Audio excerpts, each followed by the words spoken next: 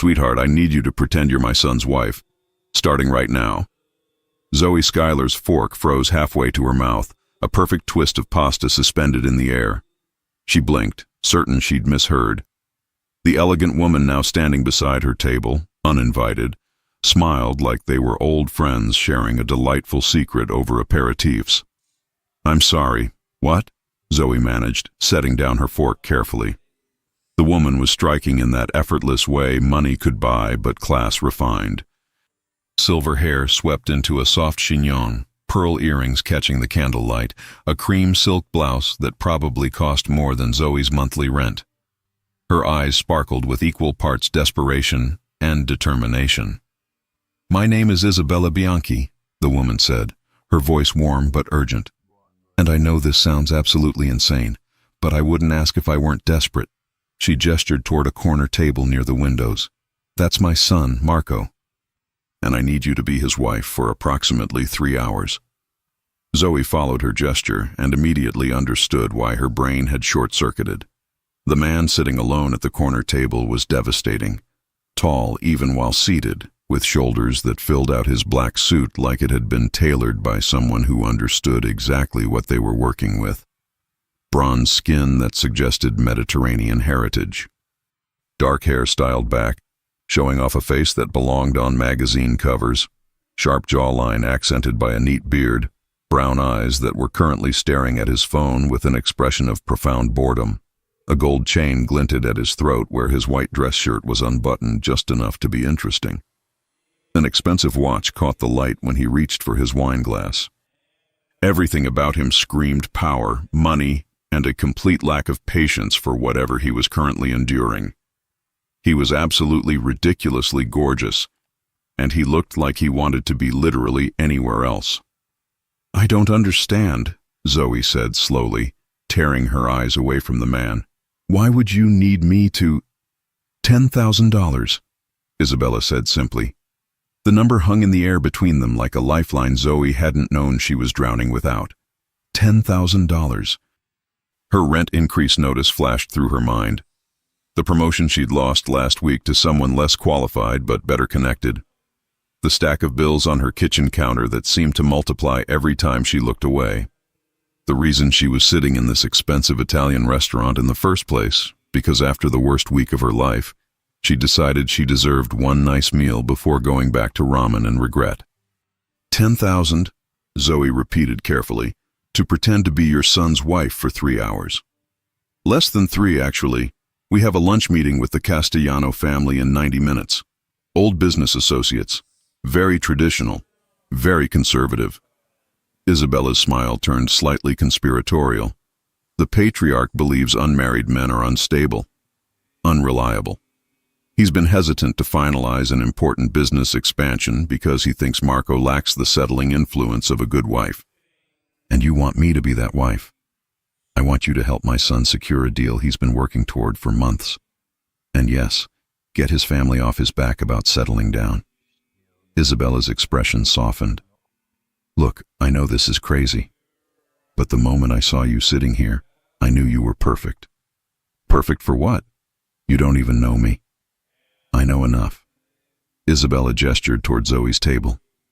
You're dining alone, but you're not lonely. You thanked the busboy by name when he refilled your water. You've been savoring every bite of your meal like it matters. And when that rude couple complained about their perfectly fine wine, you rolled your eyes but didn't say anything because you're kind enough not to make the waiter's night worse. Zoe blinked, surprised. She hadn't realized anyone was watching her that closely. You have grace, Isabella continued. Warmth. You're beautiful but not flashy. Poised but genuine. Exactly the kind of woman who would make my son look like he'd finally grown up and chosen well. She paused. And honestly, we're running out of time. The Castellanos are expecting to meet Marco's wife. If he shows up single, we lose the deal. If he shows up with you, we win. Zoe looked past Isabella toward Marco again. He'd looked up from his phone and was now watching them with an expression somewhere between resignation and dread. Their eyes met across the restaurant. He was even more devastating up close to her imagination. Zoe's practical side screamed that this was insane. Dangerous, even. You didn't just agree to play pretend wife to a stranger because his mother offered you money. But her impulsive side, the part of her that had been buried under bills and disappointments and playing it safe, whispered something else entirely. When was the last time she'd done something completely crazy? When was the last time she'd felt anything other than tired? And honestly, he was so beautiful it was almost offensive. What do you say? Isabella pressed gently. Help an old woman save her son from his own stubbornness? Zoe took a breath, made a decision she'd probably regret. One lunch meeting, 3 hours maximum, then I never see you people again. Isabella's smile was radiant. Deal. She pulled out a slim wallet, extracted 5 crisp $100 bills, and placed them on the table. Deposit. The rest after the Castellanos leave happy.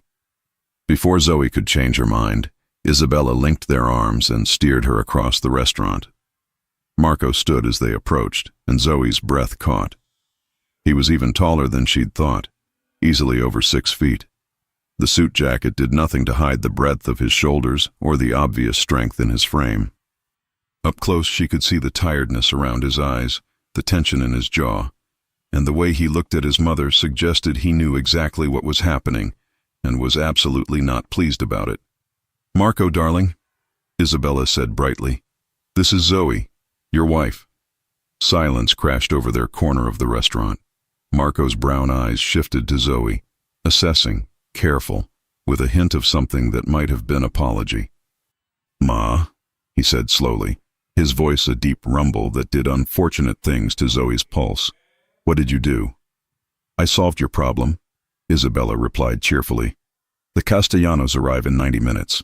You need a wife. Now you have one. Marco's jaw tightened, a muscle twitching beneath his beard. He looked at Zoe again, this time with something closer to resignation. I'm sorry about this, he said quietly. My mother has no boundaries and an alarming amount of audacity. I'm getting that impression, Zoe replied, surprising herself with how steady her voice sounded. You don't have to do this. Whatever she's offered you, $10,000, Zoe said bluntly. And honestly, after the week I've had, playing pretend wife for a few hours sounds almost relaxing compared to my actual life. Something shifted in his expression. The corner of his mouth twitched. Not quite a smile, but close. Fair enough. He extended his hand. Marco Bianchi. Apparently your husband for the afternoon. Zoe shook his hand, ignoring the way warmth spread up her arm at the contact. Zoe Schuyler. Apparently your impulse decision. This time he did smile, small but genuine. At least you're honest about it. Isabella clapped her hands together. Wonderful. Now we need to get Zoe something more appropriate to wear, brief her on basic family information, and get to the house before the Castellanos arrive. Marco, darling, bring the car around. Zoe and I will settle her bill. Marco looked like he wanted to argue, then thought better of it. He nodded once, grabbed his jacket, and headed for the exit. Zoe watched him go, noting the way every woman in the restaurant tracked his movement. He's really your son, she murmured. Every stubborn, beautiful inch of him, Isabella confirmed proudly. She squeezed Zoe's hand. Thank you for this, truly. I know it's unusual. Unusual is putting it mildly. But I have a good feeling about you two. Isabella's eyes twinkled with something that looked suspiciously like matchmaking glee. A very good feeling. Zoe chose to ignore that particular implication. 20 minutes later, she was in the back of a sleek black Mercedes, sitting next to Isabella while Marco drove. He hadn't said much beyond confirming her address to grab some things, but she felt his attention in the rearview mirror, quick glances, assessing. So, Zoe said, breaking the silence. What do I need to know about being Mrs. Bianchi? Marco's eyes met hers in the mirror. That I'm sorry you got dragged into my mother's schemes. Marco, be helpful, Isabella chided. Zoe, it's simple. The Castellanos are old-fashioned but kind. The patriarch, Antonio, values family and tradition. His wife, Rosa, is sweet but observant. They have 3 children, 2 sons who run the business with Antonio, and a daughter, Sophia, who's lovely but quiet. And what does your family do exactly? Zoe asked carefully. Legitimate business now, Marco said, his tone making it clear there was a story there. Import, export, real estate development. My father had more complicated ventures. I've spent the last 5 years cleaning that up. Which is exactly why Antonio has been hesitant, Isabella added. He remembers the old days. He needs to see that Marco is different, stable, settled. Hence the instant wife, Zoe finished. Hence you, Marco confirmed, meeting her eyes in the mirror again. They pulled up to a massive estate that made Zoe's stomach drop.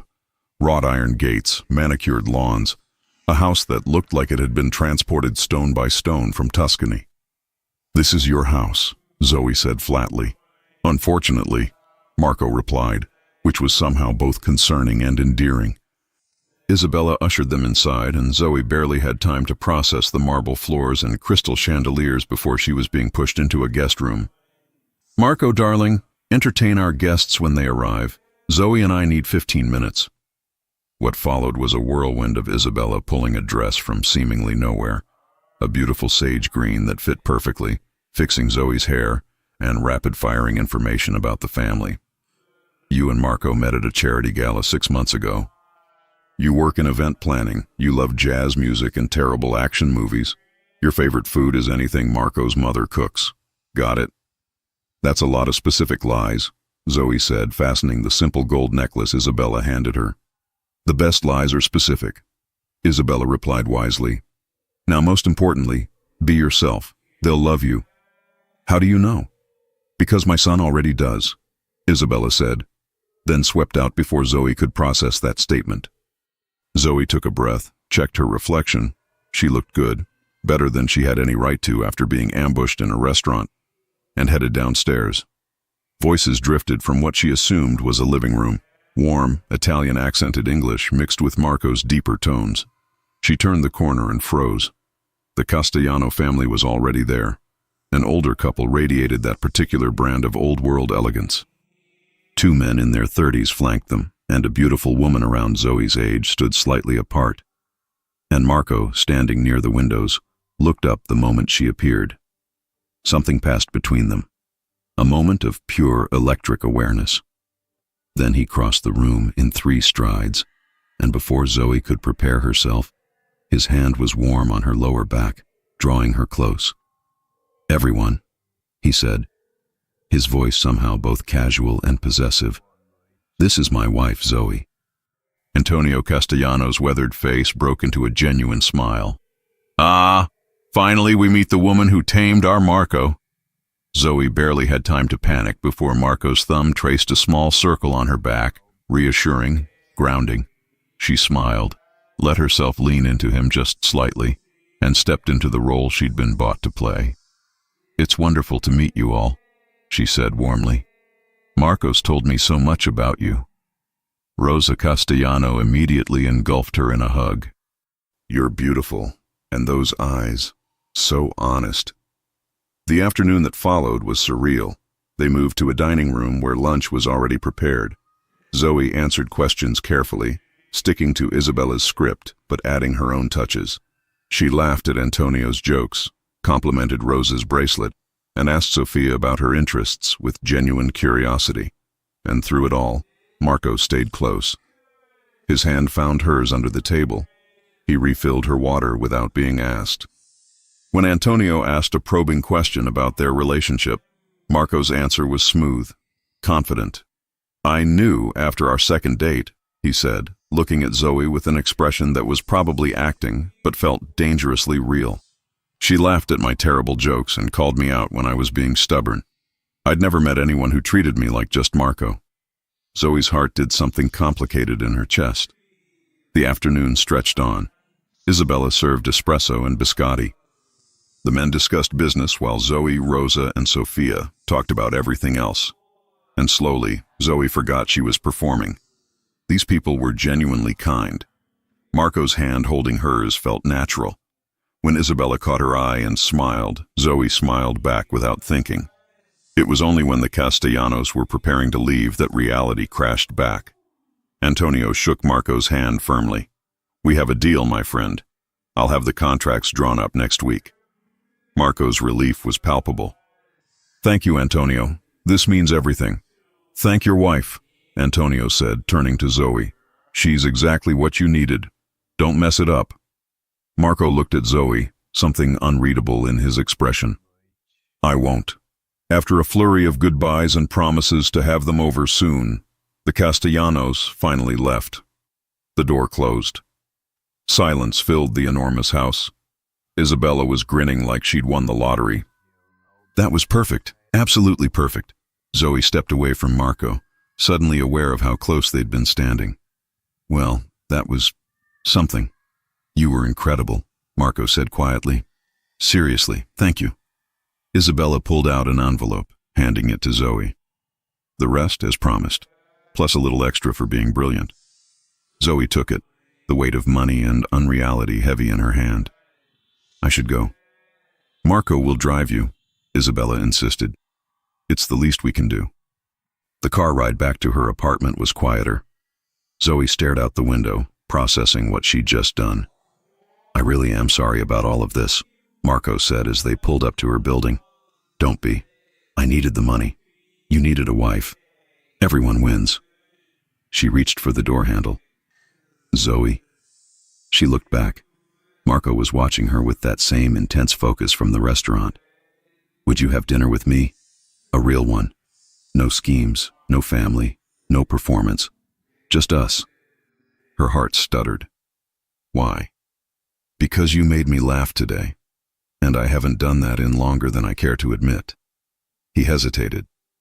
And because I'd like to actually know the woman I just spent 3 hours pretending to be married to. Zoe should say no. This was already complicated enough, but when she looked into his brown eyes, warm and hopeful, and surprisingly vulnerable, she found herself nodding. Okay, one dinner. His smile transformed his entire face. I'll call you.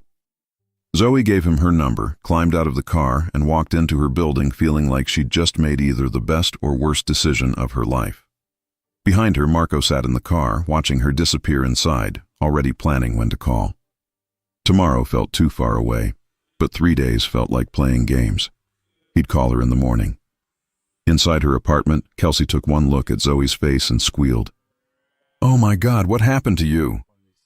Zoe looked at her roommate, at the envelope full of money, at her phone where Marco Bianchi's contact information now lived. I think, she said slowly, I just agreed to something absolutely insane. Good insane or bad insane? Zoe thought about Marco's smile, the way his hand felt on her back, how easily they'd fallen into rhythm together. I have no idea. But somewhere in her chest, something that had been dormant for months was starting to wake up, and it felt dangerously close to hope. Marco called at 8 the next morning.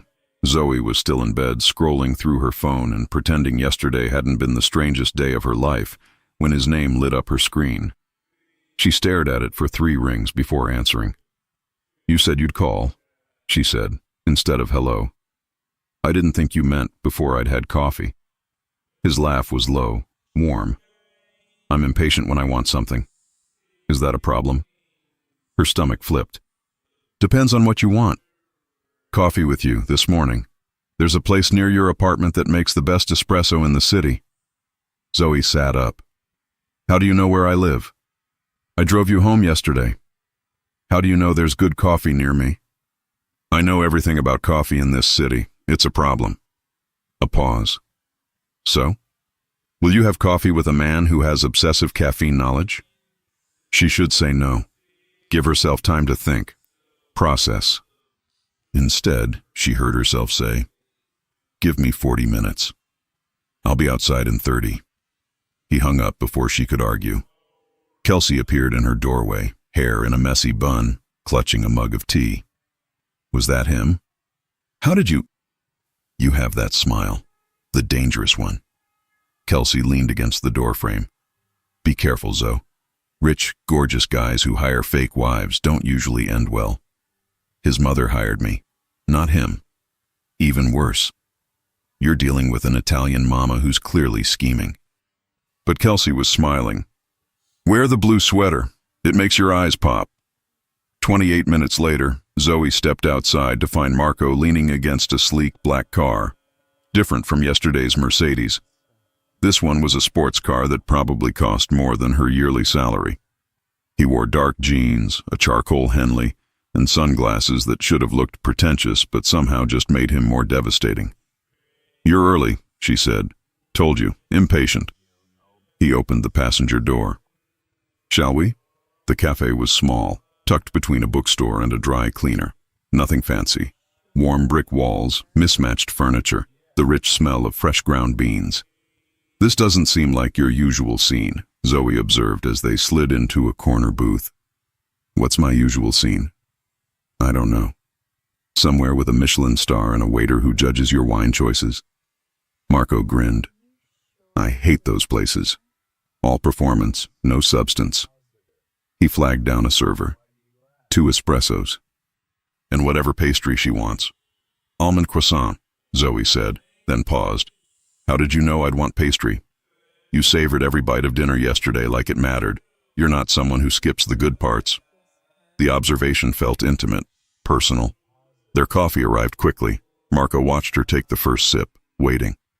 "Okay," Zoe admitted. "This is incredible." "Told you." He relaxed into his seat. "So, Zoe Schuyler, who works in event planning and saves her money for one nice dinner a month.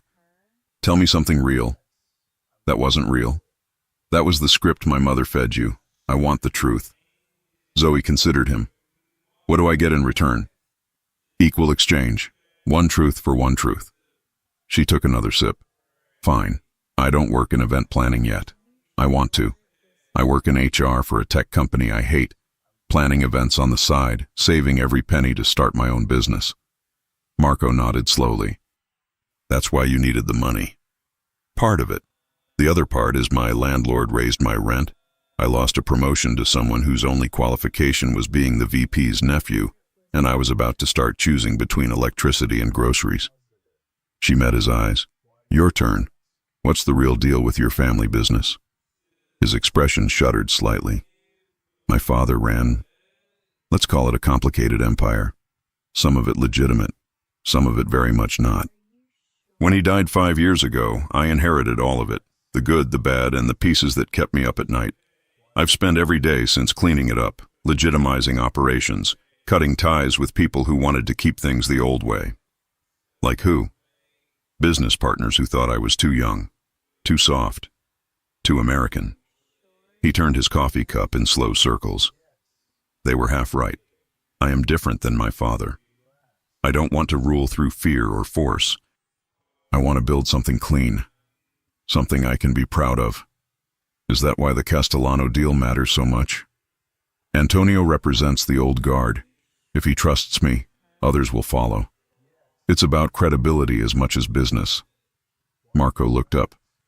"Which is why what you did yesterday, helping me, it wasn't just acting. You gave me legitimacy I've been fighting for." The weight of that settled between them. "I'm glad I could help," Zoe said quietly, "even if it was weird." Speaking of weird. Marco pulled out his phone, showed her the screen. "My mother texted me 17 times last night." Zoe laughed. "What did she say?" "Mostly variations on, 'She's perfect, don't mess this up. When are you seeing her again? I knew she was the one.'" He scrolled through. "And this morning she sent me a recipe for wedding cake, with the message, 'just in case.'" "Oh my God. She's subtle like a freight train." But he was smiling. "Fair warning, she's probably going to call you. She doesn't have my number. She has 17 ways to get it. Isabella Bianchi is terrifyingly resourceful." They talked for an hour, then 2. The cafe filled and emptied around them. Zoe learned Marco hated mornings but forced himself to run at 6 a.m. because his father never exercised and died of a heart attack at 58. Marco learned Zoe's mother lived 2 states away. Her younger brother was in college and she sent them both money whenever she could. "You take care of everyone," Marco observed. "Someone has to." "Who takes care of you?" The question caught her off guard. "I do." "That sounds lonely." "It's practical." Marco reached across the table, his fingers brushing hers. "What if it didn't have to be either?" Zoe's phone buzzed, shattering the moment. She glanced at the screen and froze. "What's wrong?" Marco asked immediately. "Your mother." Zoe showed him the message. "Darling Zoe, I hope Marco is treating you well. The Castellanos want to have dinner with you both on Friday. Antonio was so charmed. 7 p.m. at Lucia's. I'll text you the address. Wear something lovely. Isabella." "How does she have my number?" Zoe asked. Marco sighed. "Told you. Terrifyingly resourceful." He looked at her carefully. "You don't have to do this again. The deal with Antonio is done. You fulfilled your obligation. How much is she paying this time?" "Zoe, I'm serious. What's the rate for a second performance?" Marco leaned forward. "I'll pay you, not her. Double what she gave you yesterday. But only if you actually want to do it." "Why wouldn't I want $20,000? "Because pretending is exhausting. Because my family is a lot. Because—" He stopped, jaw tight. "Because I don't want you there as an employee. I want you there because you want to be." Her heart did something complicated. "What if I want both? The money and the—" She gestured vaguely between them. "Whatever this is." Marco was quiet for a long moment. "Then we do it your way. But I have one condition." "What?" "When it's just us. No family, no Castellanos, no performance. We're honest. Completely honest." Zoe extended her hand across the table. "Deal." He shook it, his grip warm and solid. "Deal." They left the cafe and Marco drove her home. At her building, he walked her to the door. "Friday," he said. "I'll pick you up at 6:30. "Marco." He stepped closer. "Yeah?" "What are we doing? Really?" His eyes searched hers. "Honestly, I have no idea, but I want to find out." Then he did something that made her breath catch. He lifted her hand, pressed a kiss to her knuckles, old-fashioned, devastating, and walked away. Zoe stood on the sidewalk, heart racing, watching him drive away. Inside, Kelsey was waiting with wine and interrogation eyes. "Spill. Everything." Zoe told her about the coffee, the conversation, the second dinner invitation. "You're getting paid to date a gorgeous billionaire," Kelsey said slowly. "And the problem is what exactly?" "That I'm starting to like him for real, not for the money." "Oh, honey." Kelsey pulled her into a hug. "That's not a problem. That's the whole point." The week passed in a blur of text messages and phone calls. Marco sent her pictures of terrible coffee from business meetings with the caption, "Nothing compares." She sent him photos of disastrous event planning clients with, "This is my life." They talked on the phone every night, never for less than an hour, about everything and nothing. His childhood in two worlds, American schools, Italian summers. Her dreams of running her own company, throwing events that actually mattered. By Friday, Zoe was nervous for entirely different reasons than the first time. She wore a deep blue dress Kelsey insisted on buying for her. "Consider it an investment in your happiness," Kelsey had said, refusing to take no for an answer. Marco arrived exactly on time, in a dark suit that made him look dangerous and elegant all at once. "You're beautiful," he said simply. "You're not bad yourself." In the car, he reached over and took her hand. "Ready for round two? With your family or with you?" "Both, hopefully." Lucia's was intimate, expensive, the kind of place that didn't need to advertise because everyone who mattered already knew about it.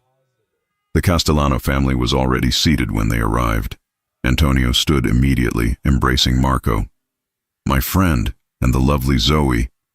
This dinner was easier. Zoe wasn't performing anymore. She was just being herself.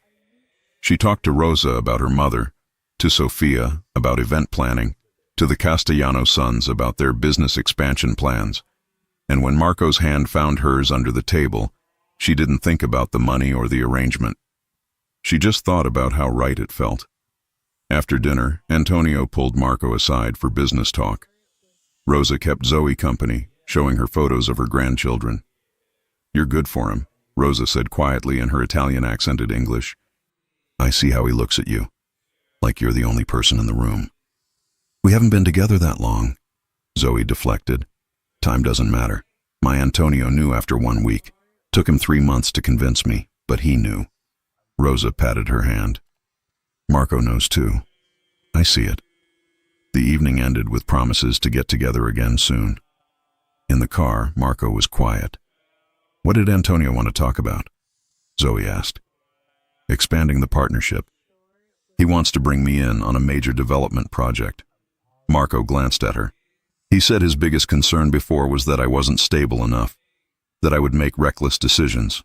But after meeting you, he trailed off. I made you look stable. You made me feel stable. He pulled the car over suddenly, parking along a quiet street overlooking the city lights. Can I tell you something?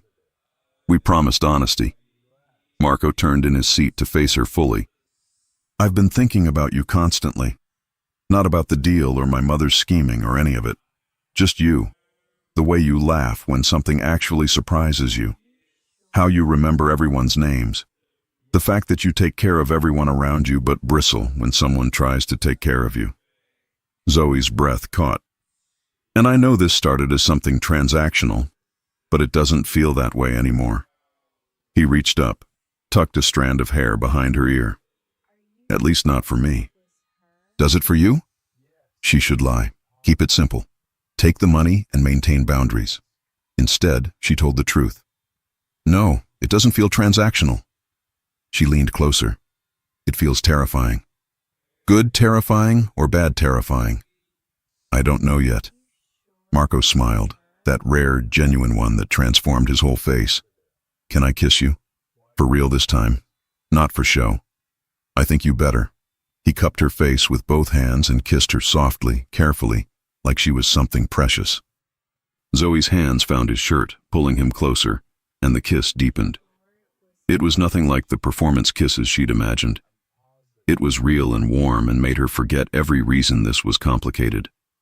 When they finally pulled apart, both breathing hard, Marco rested his forehead against hers. I'm in trouble, he murmured. Why? Because I want to do that again, and again, and I'm not sure I can go back to pretending. Then don't, Zoe whispered. His phone rang, shattering the moment. Marco glanced at the screen and groaned. My mother. Again. He answered on speaker. Ma, we just left dinner. I know. But darling, I have the most wonderful news. Isabella's excitement crackled through the line. Nona's birthday is in 2 weeks and she wants to meet Zoe. Everyone will be there. Your cousins from Italy, Uncle Vincent, Aunt Carmela, everyone. Marco and Zoe exchanged glances. Ma, that's a lot. It's family, darling, and Zoe is family now. A pause. You are coming, aren't you, dear? Zoe thought about the money, about Marco's hand in hers, about how this had stopped feeling like a job somewhere around the second hour in the coffee shop.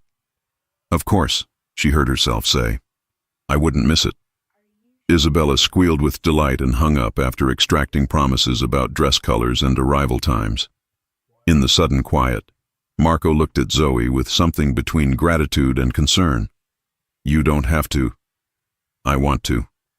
And she realized it was true. Besides, meeting the whole family, that's got to be worth at least another performance fee. He laughed, but his eyes were serious. What if I don't want to pay you anymore? Why not? Because then it's not business. It's just us.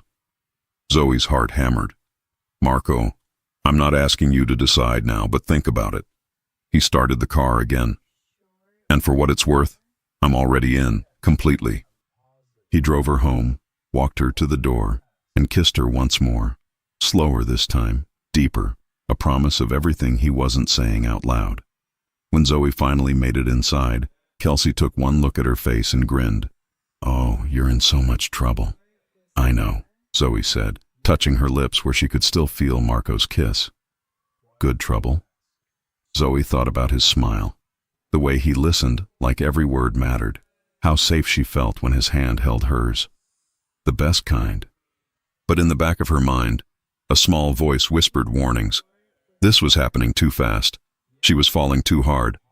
And when reality crashed back in, and it always did, someone was going to get hurt. She just hoped it wouldn't be her. The 2 weeks between the dinner and Nona's birthday party felt like living in 2 different worlds. During the day, Zoe worked her regular job, planned events for demanding clients, and pretended her life was normal. At night, she texted Marco until her eyes couldn't stay open. They talked about everything: his frustrations with business partners who still saw him as his father's son, her dreams of quitting her corporate job to work for herself, their shared love of old jazz records and terrible action movies. They went on 3 more dates. Real ones. No family, no performance, just them. Coffee that turned into lunch. Lunch that turned into walking through the city until sunset. A movie where they barely watched the screen because they were too busy talking in whispers that made the other moviegoers shush them. By the time Nona's party arrived, Zoe had a problem. She was falling for Marco Bianchi, and she had no idea how to stop. "You're panicking," Kelsey observed, watching Zoe try on her 5th dress. "Why are you panicking?" "Because I'm about to meet his entire family. And they think I'm his wife. No, wait. They think I'm his girlfriend now, right? Or are we still pretending to be married? I can't remember what story we're using." "Breathe." Kelsey handed her the emerald green dress. "This one. It's perfect. And you're spiraling because you actually care what they think." "Of course I care. His mother orchestrated this whole thing. His grandmother is turning 90, and apparently there will be 200 people there who all want to judge whether I'm good enough for the golden boy of the Bianchi family." "Zoe." Kelsey grabbed her shoulders. "You are good enough. More than good enough. And if Marco's family can't see that, then they're idiots." Zoe took a shaky breath. "What if I mess up? Then you mess up. Welcome to real relationships. They're messy." Kelsey smiled. "Now put on the dress and go meet your future in-laws." The Bianchi estate was transformed. String lights hung from every tree. Tables covered in white linens dotted the expansive lawn. A small band played Italian music near a makeshift dance floor, and everywhere were people. Marco met her at the entrance, looking unfairly gorgeous in a navy suit with no tie, the top buttons of his white shirt undone. "You look terrified," he said, pulling her close. "There are so many people." "I know. My family breeds like rabbits. It's a problem." He kissed her forehead. "But you've already charmed the most important ones. Everyone else is just extra credit. Your 90-year-old grandmother is here. That's not extra credit. That's the final exam." Marco laughed. "Nona will love you. She loves everyone who isn't afraid to eat her cooking and tell her when she's being ridiculous." "Does anyone tell her she's being ridiculous?" "God, no. We all value our lives." He took her hand and led her into the chaos. The next hour was a blur of introductions. Uncle Vincent, who was exactly as loud and enthusiastic as Marco had warned, swept Zoe into a hug that lifted her off her feet. "Finally, a beautiful girl who isn't scared of our Marco." Aunt Carmela was more reserved, studying Zoe with sharp eyes over a glass of wine. "You work in event planning?" "Trying to start my own business," Zoe said carefully. Carmela's expression gave nothing away. "Ambitious. Good. Marco needs someone with spine." Cousins Tony and Gianna were easier. Tony regaled her with embarrassing Marco childhood stories while Gianna rolled her eyes and apologized for her family. "We're a lot. If you run screaming, no one would blame you." "I'm tougher than I look," Zoe replied, making Gianna grin. Then there was Nona. She sat in a throne-like chair on the patio, a tiny woman in black lace who radiated authority despite being 4'0". When Marco brought Zoe over, every conversation nearby died. "Nona," Marco said in Italian, then switched to English. "This is Zoe." Nona's dark eyes, sharp despite her age, examined Zoe from head to toe. Then she said something in rapid Italian that made Marco laugh. "What did she say?" Zoe whispered. "She said you have good hips for babies and intelligent eyes, which is a better combination than the last girl I brought home who had neither." Zoe felt her face heat. "There was a last girl?" "Years ago. Didn't last." Marco's hand found the small of her back. "Nona approves of you. That's all that matters." Nona spoke again, and Marco translated. "She wants to know if you can cook. I make a decent pasta," Zoe offered. Nona rattled off another string of Italian, accompanied by emphatic hand gestures. Marco's smile widened. She says any idiot can boil pasta. Can you make her Sunday gravy? I don't know what that is. Tomato sauce. But calling it sauce in this family is grounds for disownment. Marco squeezed her waist. Don't worry, she'll teach you. Nonna pulled Zoe down for a kiss on each cheek, patted her face affectionately, and sent them off with what sounded like a blessing and a warning. What was that last part? Zoe asked as they walked away. She said if I'm stupid enough to let you go, she'll haunt me after she dies. I like her. Everyone does. It's exhausting. They made their way through more relatives. Zoe's head spun with names and faces. But gradually, she relaxed. Marco stayed close, his presence grounding. When she couldn't remember someone's name, he whispered it. When Uncle Vincent's stories got too embarrassing, he redirected. When Aunt Carmela asked pointed questions, he answered smoothly. They were a team. It felt natural. Then came the moment that changed everything. Zoe excused herself to find the bathroom. On her way back, she got turned around in the massive house. She was wandering down a hallway hung with family photos when she heard voices in a nearby room. Aunt Carmela's voice, unmistakable. I'm telling you, Isabella, something isn't right. Zoe froze. Carmela, not tonight, Isabella said tiredly. It's Mama's birthday, which is exactly why we need to discuss this. That girl appeared out of nowhere. No history with Marco, no warning, and suddenly she's at every family event? She makes him happy, isn't that enough? Happy or convenient? Carmela's voice sharpened. I saw the envelope, Isabella, the one Leo picked up at the last gathering. $10,000 written right on it, in that girl's purse. Zoe's blood turned to ice. There's an explanation. Is there? Because it looks an awful lot like you paid someone to pretend to be interested in your son. Silence. Zoe should leave, should walk away. But her feet were rooted to the floor. When Isabella spoke again, her voice was strained. I did what I thought was best. Madonna. Carmela's disgust was palpable. You actually paid her? It was supposed to be one afternoon. The Castellanos needed to see Marco settled, and I saw an opportunity. You manipulated your own son. I gave him a chance to see what he's been missing, and look what happened. They're really together now. It became real. Did it? Or is she just a good actress collecting paychecks? Zoe couldn't breathe. She backed away slowly, then faster, until she was nearly running back to the party. Marco found her immediately. Hey, what's wrong?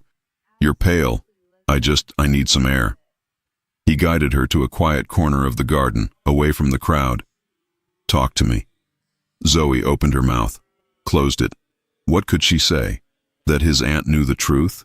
That her presence here was based on a transaction his mother had orchestrated? Zoe. Marco tilted her chin up gently. What happened? Before she could answer, a small voice interrupted. Zoe! Leo, the 10-year-old son of one of Marco's cousins, ran up with a soccer ball. Want to play? Leo, not now, Marco started. It's okay, Zoe said quickly, grateful for the interruption. Sure, let's play. They spent 20 minutes kicking the ball around with Leo and a handful of other kids. It gave Zoe time to think, to breathe, to plaster on a smile that felt increasingly fragile. When Leo finally ran off to get food, Marco pulled Zoe to a bench. Now, tell me what's going on. I overheard your aunt talking to your mother. Zoe couldn't look at him. She knows about the money, about how we met, all of it. Marco went very still. What did she say? That I'm probably just a good actress, that your mother manipulated you. Zoe forced herself to meet his eyes. Marco, she's not wrong. This did start as a transaction. Maybe she's right to question whether any of it's real. Do you question it? I don't know. The words burst out. I don't know what's real anymore. When I'm with you, it feels real. But then I remember how we started, and I wonder if I'm just playing a role I've gotten too comfortable in. Marco took her hands. Look at me. She did. I don't care how this started. I don't care that my mother paid you or that we met under ridiculous circumstances. His voice was fierce. I care that you laugh at my terrible jokes, that you call me out when I'm being stubborn.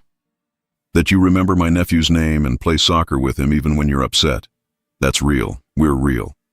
But your family, my family will understand, or they won't. Either way, it doesn't change how I feel. He cupped her face. Unless it changes how you feel. Zoe's heart ached. It doesn't. But Marco, if we do this, if we're really together, there can't be any more pretending. No more money, no more performances. Just us. That's all I want. What about the Castellano deal? What about looking stable for your business partners? I'll figure it out. I always do. He kissed her forehead. But I can't figure out how to do this without you. She wanted to believe him. God, she wanted to.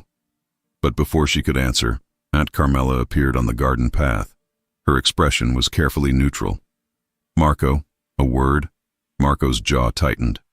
Later, Zia. Now. It wasn't a request. He looked at Zoe. I'll be right back. It's fine. Go.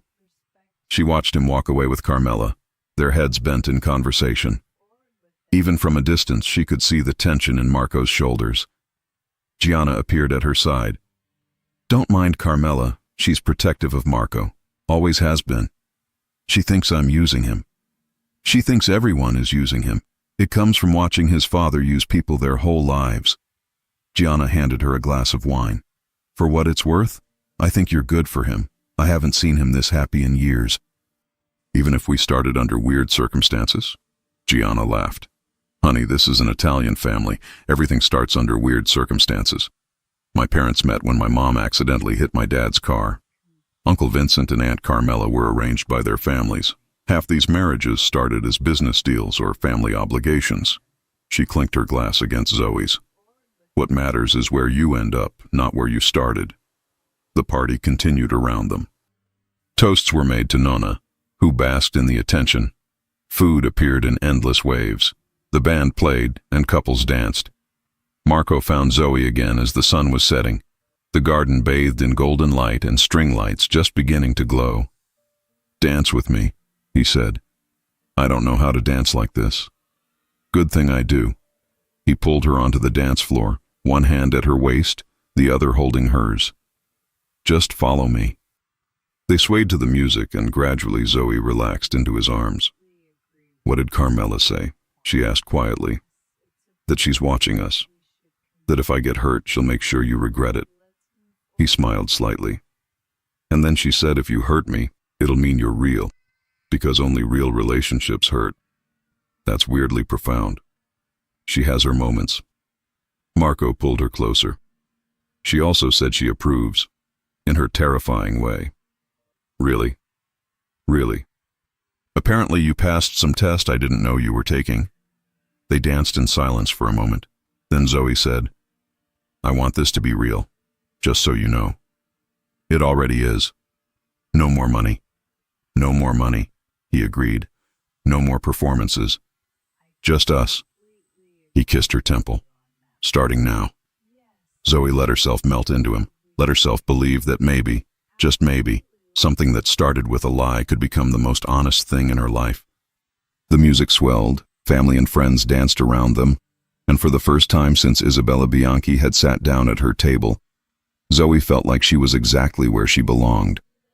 But as the evening wore on and she caught Aunt Carmela watching them with calculating eyes, she couldn't shake the feeling that their real test was just beginning. 3 days after Nonna's party, Zoe's phone rang at 2 in the afternoon with a number she didn't recognize. She almost didn't answer. But something made her pick up. Hello? Zoe Schuyler? A man's voice, smooth and vaguely familiar. It's Daniel. Daniel Chen. Her ex-boyfriend. The one who'd ghosted her after 4 years together and married someone else 3 months later. Zoe's stomach dropped. How did you get this number? LinkedIn.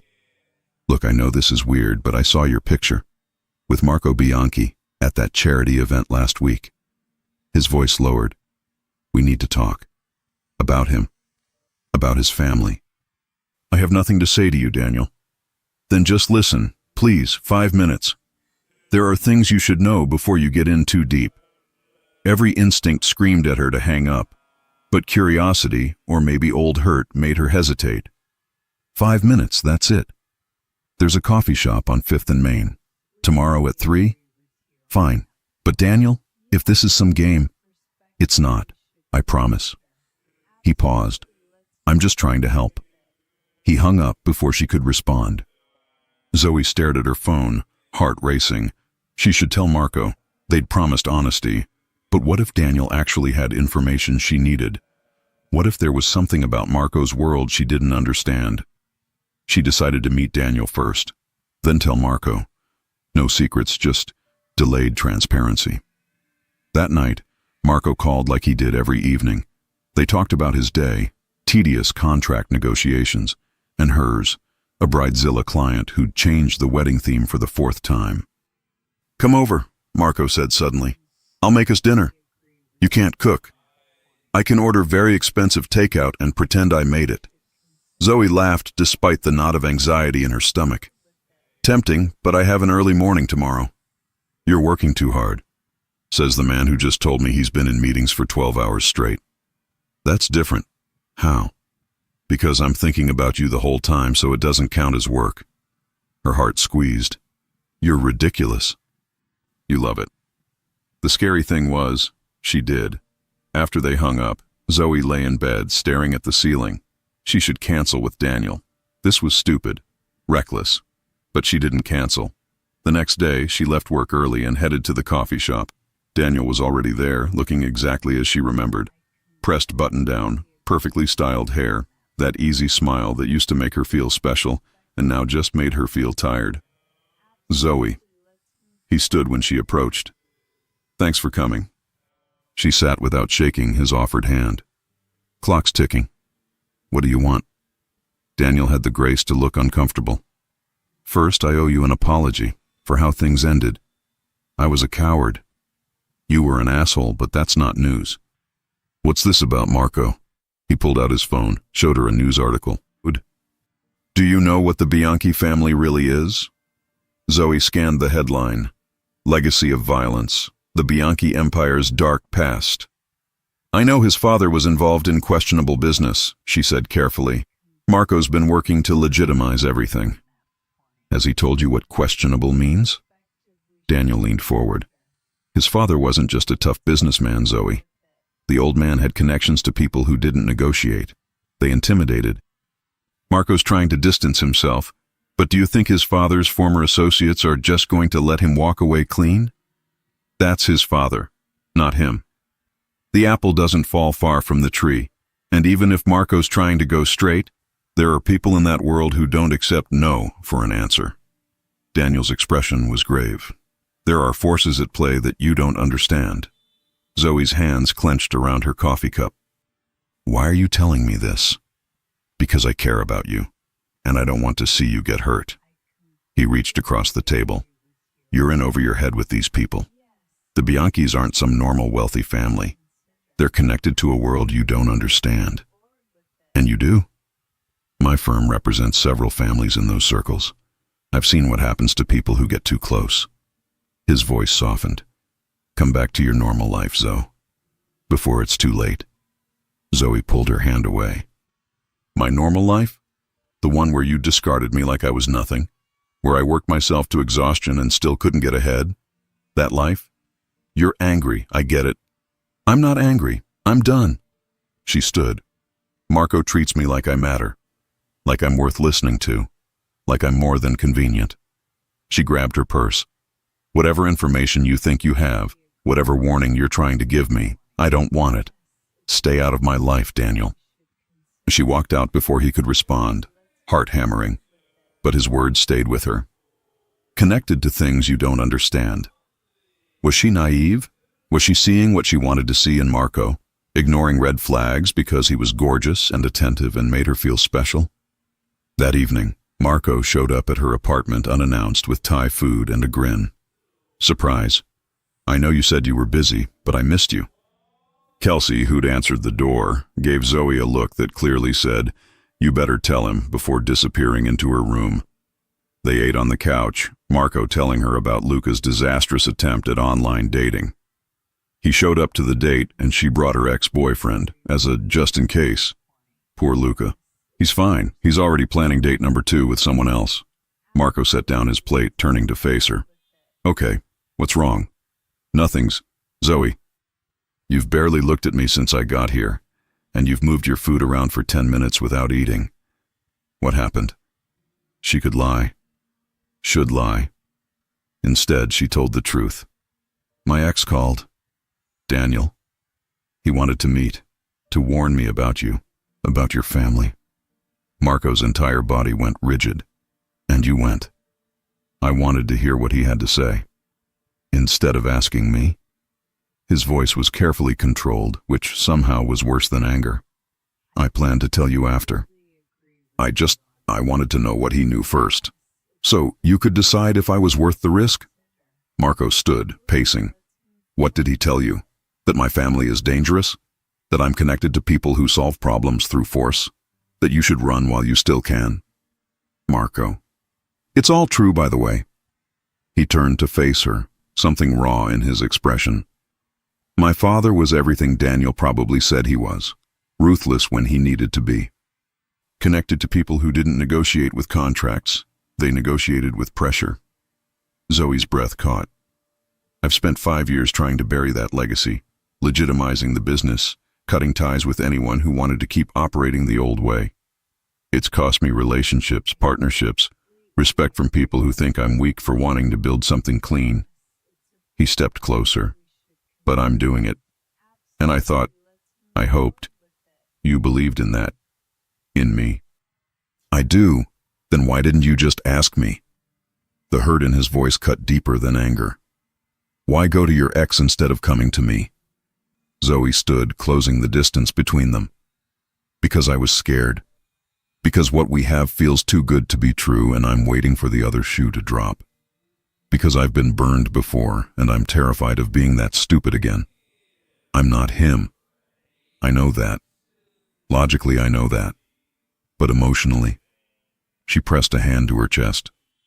I'm still learning to trust this, to trust you, to trust that someone like you actually wants someone like me. Someone like you? He grabbed her hand. You mean someone smart and funny and real?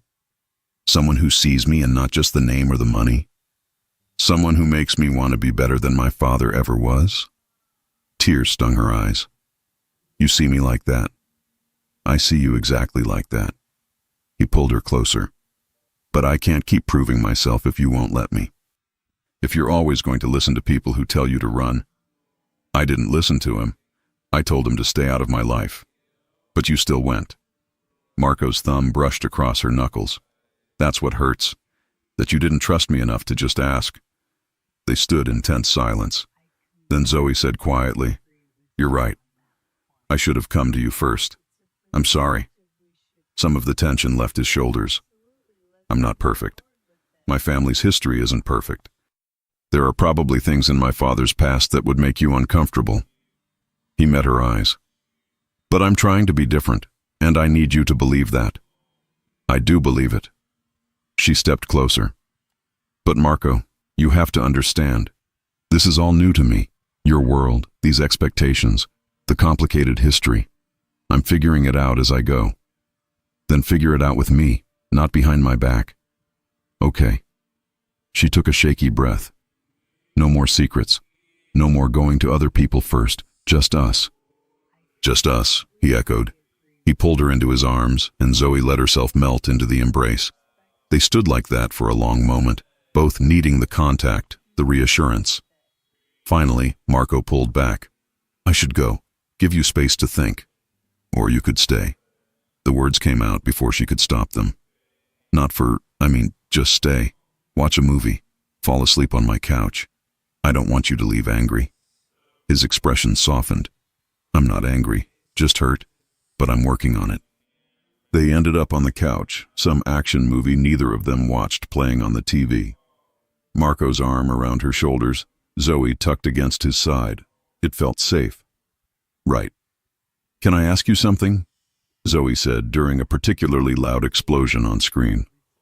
Anything. What was your father like? Really? Marco was quiet for so long she thought he might not answer. Then, complicated. He could be charming when he wanted something, intimidating when he didn't get it. He loved my mother in his way, loved me in his way. But everything was transactional. Love, loyalty, family. It all had conditions. That sounds lonely. It was. Growing up, I never knew which version of him I'd get. The father who taught me to ride a bike, or the man who made his business partners afraid to say no. Marco's hand tightened on her shoulder. I swore I'd never be like that. Never rule through fear. Never make people earn basic respect and kindness. Is that why you let your mother set up the whole fake wife thing? Because you wanted to make her happy? He laughed softly. Partly, but also because I was tired of fighting. Tired of disappointing her by being single. It seemed easier to just play along. And then you got stuck with me. Best thing that ever happened to me. He kissed the top of her head. Even if you drive me crazy sometimes. They fell asleep like that, tangled together on her too small couch. When Zoe woke at 3 a.m. with a stiff neck, Marco was still there, one arm around her, looking younger in sleep, less burdened. She studied his face in the dim light from the TV, this man who carried the weight of his father's complicated legacy, who was trying so hard to build something better, who looked at her like she was the best part of his day. Daniel's warnings echoed in her mind. But looking at Marco now, peaceful and present, she made a choice. She was all in. Whatever came next, they'd face it together. She was drifting back to sleep when her phone buzzed on the coffee table. A text from an unknown number. Saw you with Daniel yesterday. Interesting choice. Does Marco know you're meeting other men behind his back? A friend. Zoe's blood went cold. Someone had been watching her. Someone knew about the meeting. She should wake Marco. Show him immediately. But he looked so peaceful.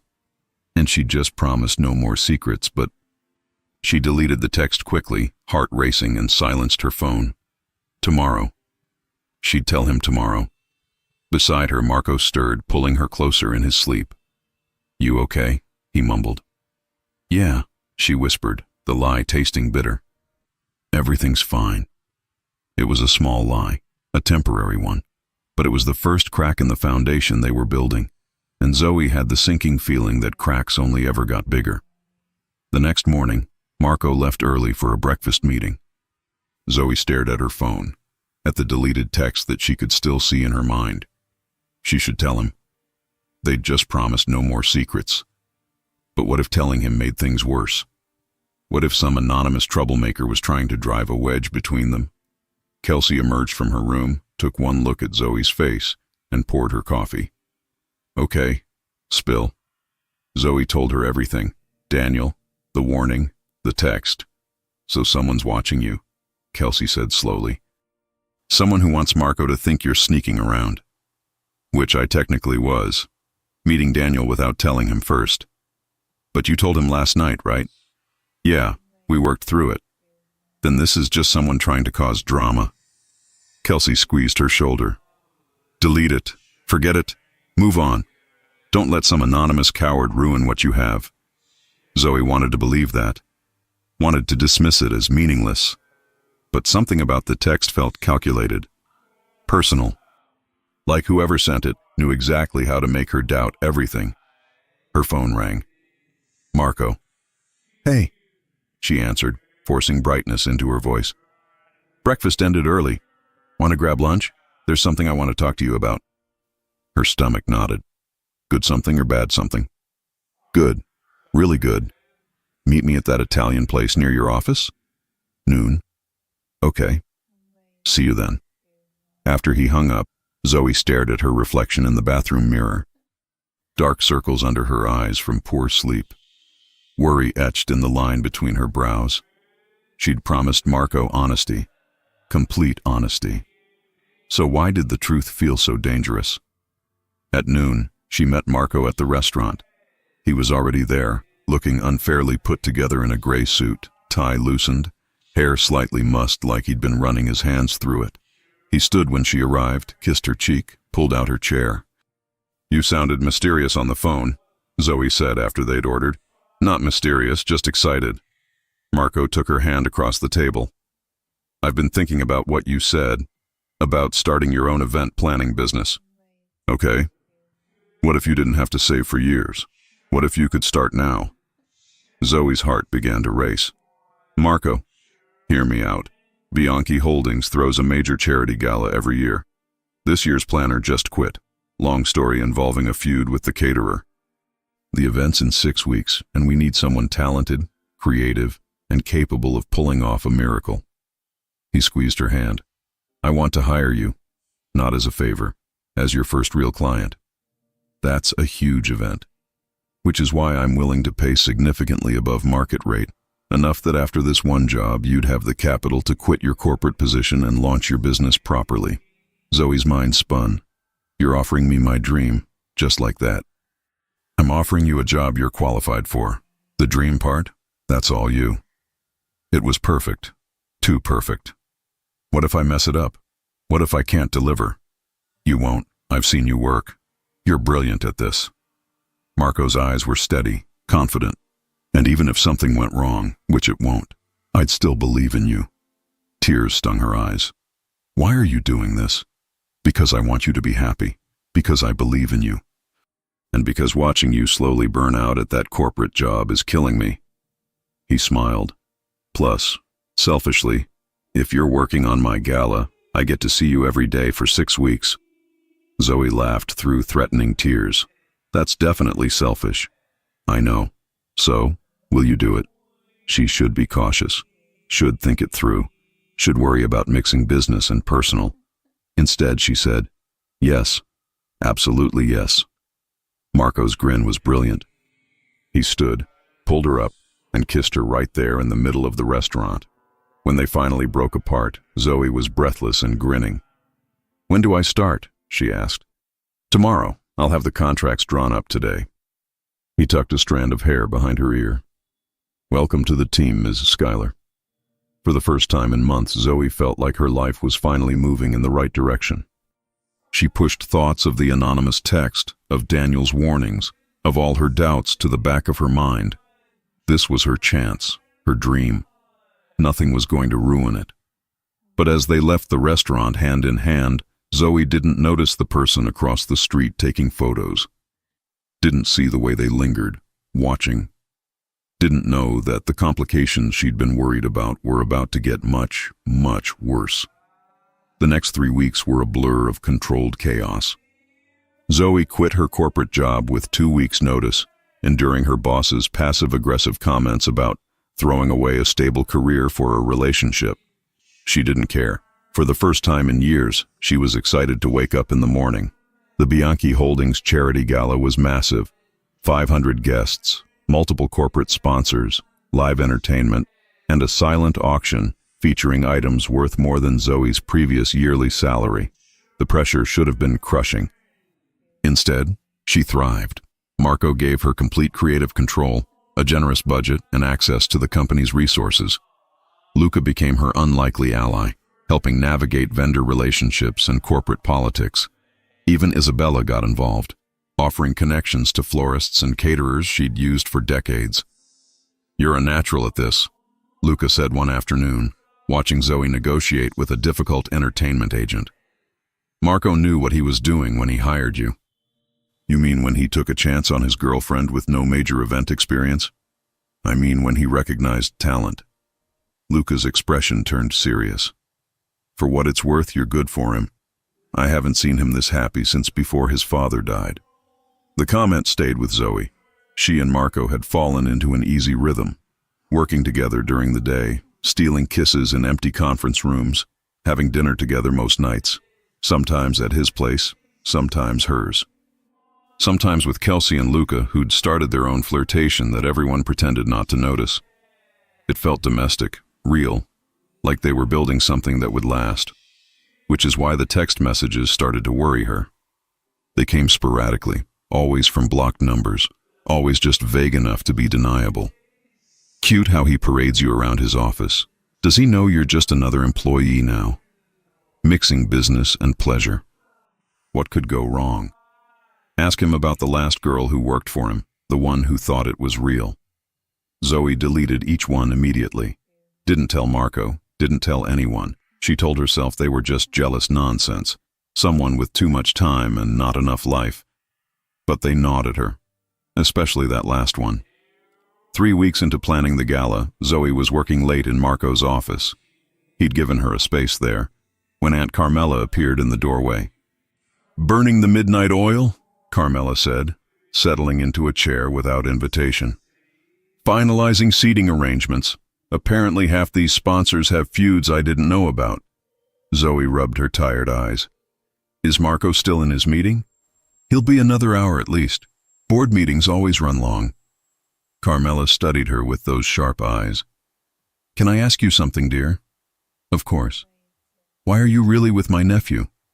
Zoe's hands stilled on her keyboard. "I'm sorry?" "It's a simple question.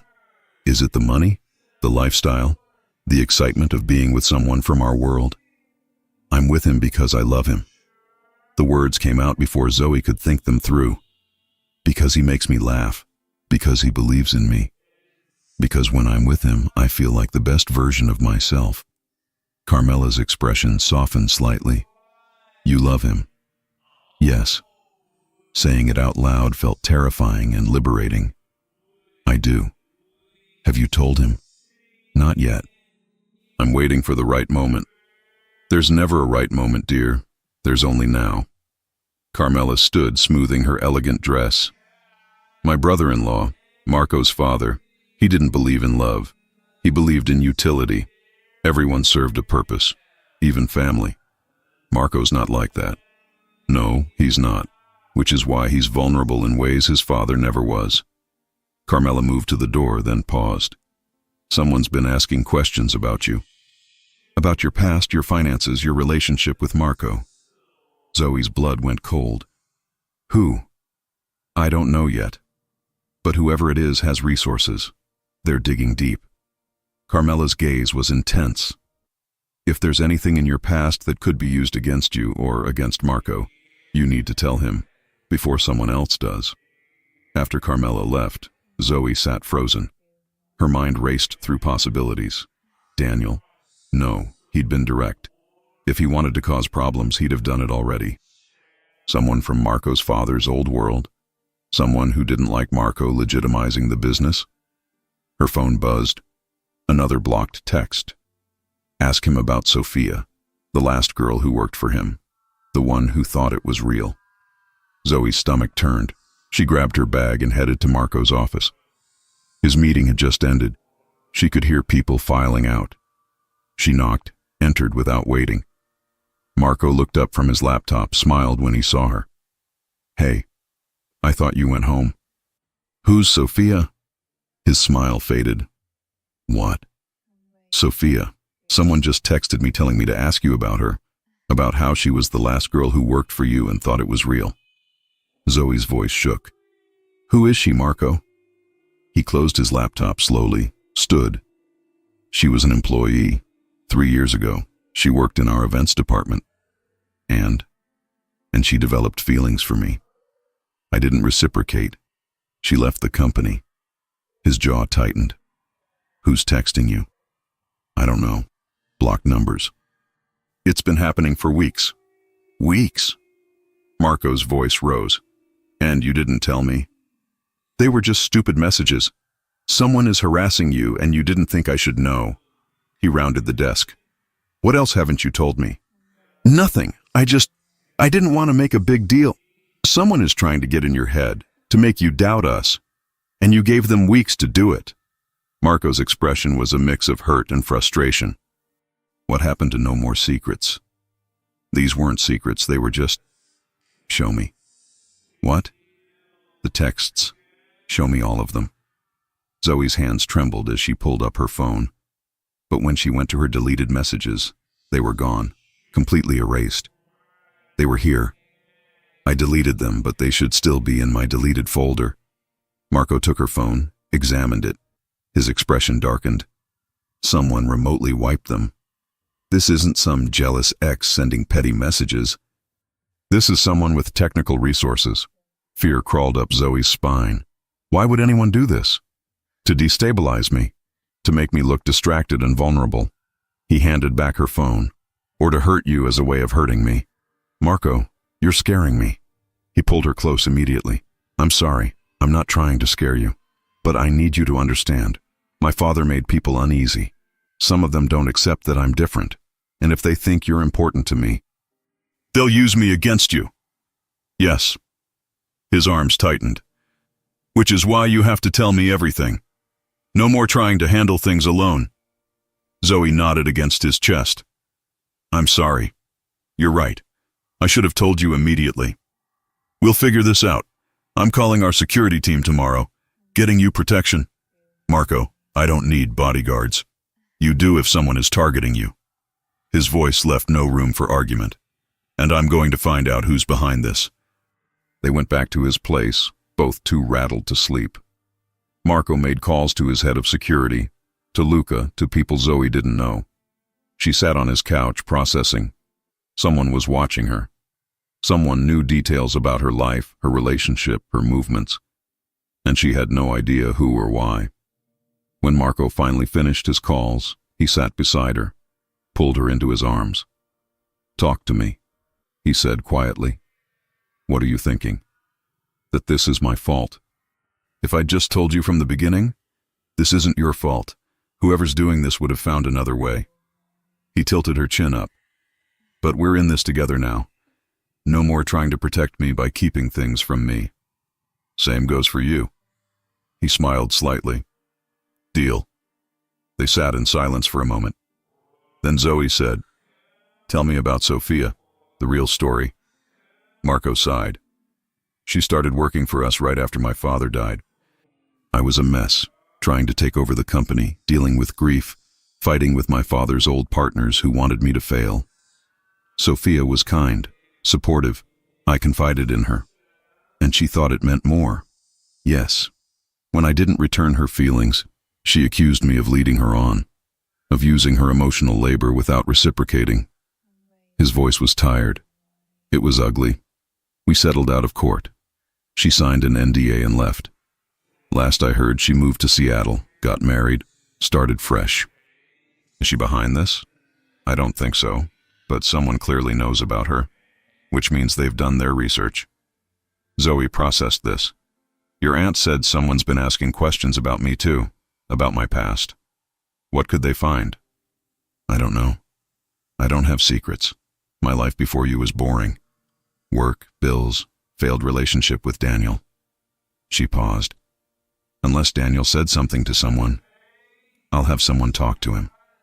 Marco, just talk. Find out if he's been contacted by anyone, if someone approached him. He brushed hair from her face. I won't let anyone hurt you. You understand that? I don't want you fighting my battles. Too bad. I love you. The words hung in the air. Zoe's breath caught. What? I love you. Marco's voice was steady, certain. I've been trying to find the perfect moment to tell you, but apparently there's never a perfect moment. So I'm telling you now. I love you, Zoe. Completely. Terrifyingly. More than I thought I was capable of loving anyone. Tears spilled down her cheeks. I love you too. I told your aunt earlier tonight, but I should have told you first. I love you, Marco. He kissed her then, deep, claiming, full of everything they'd been holding back.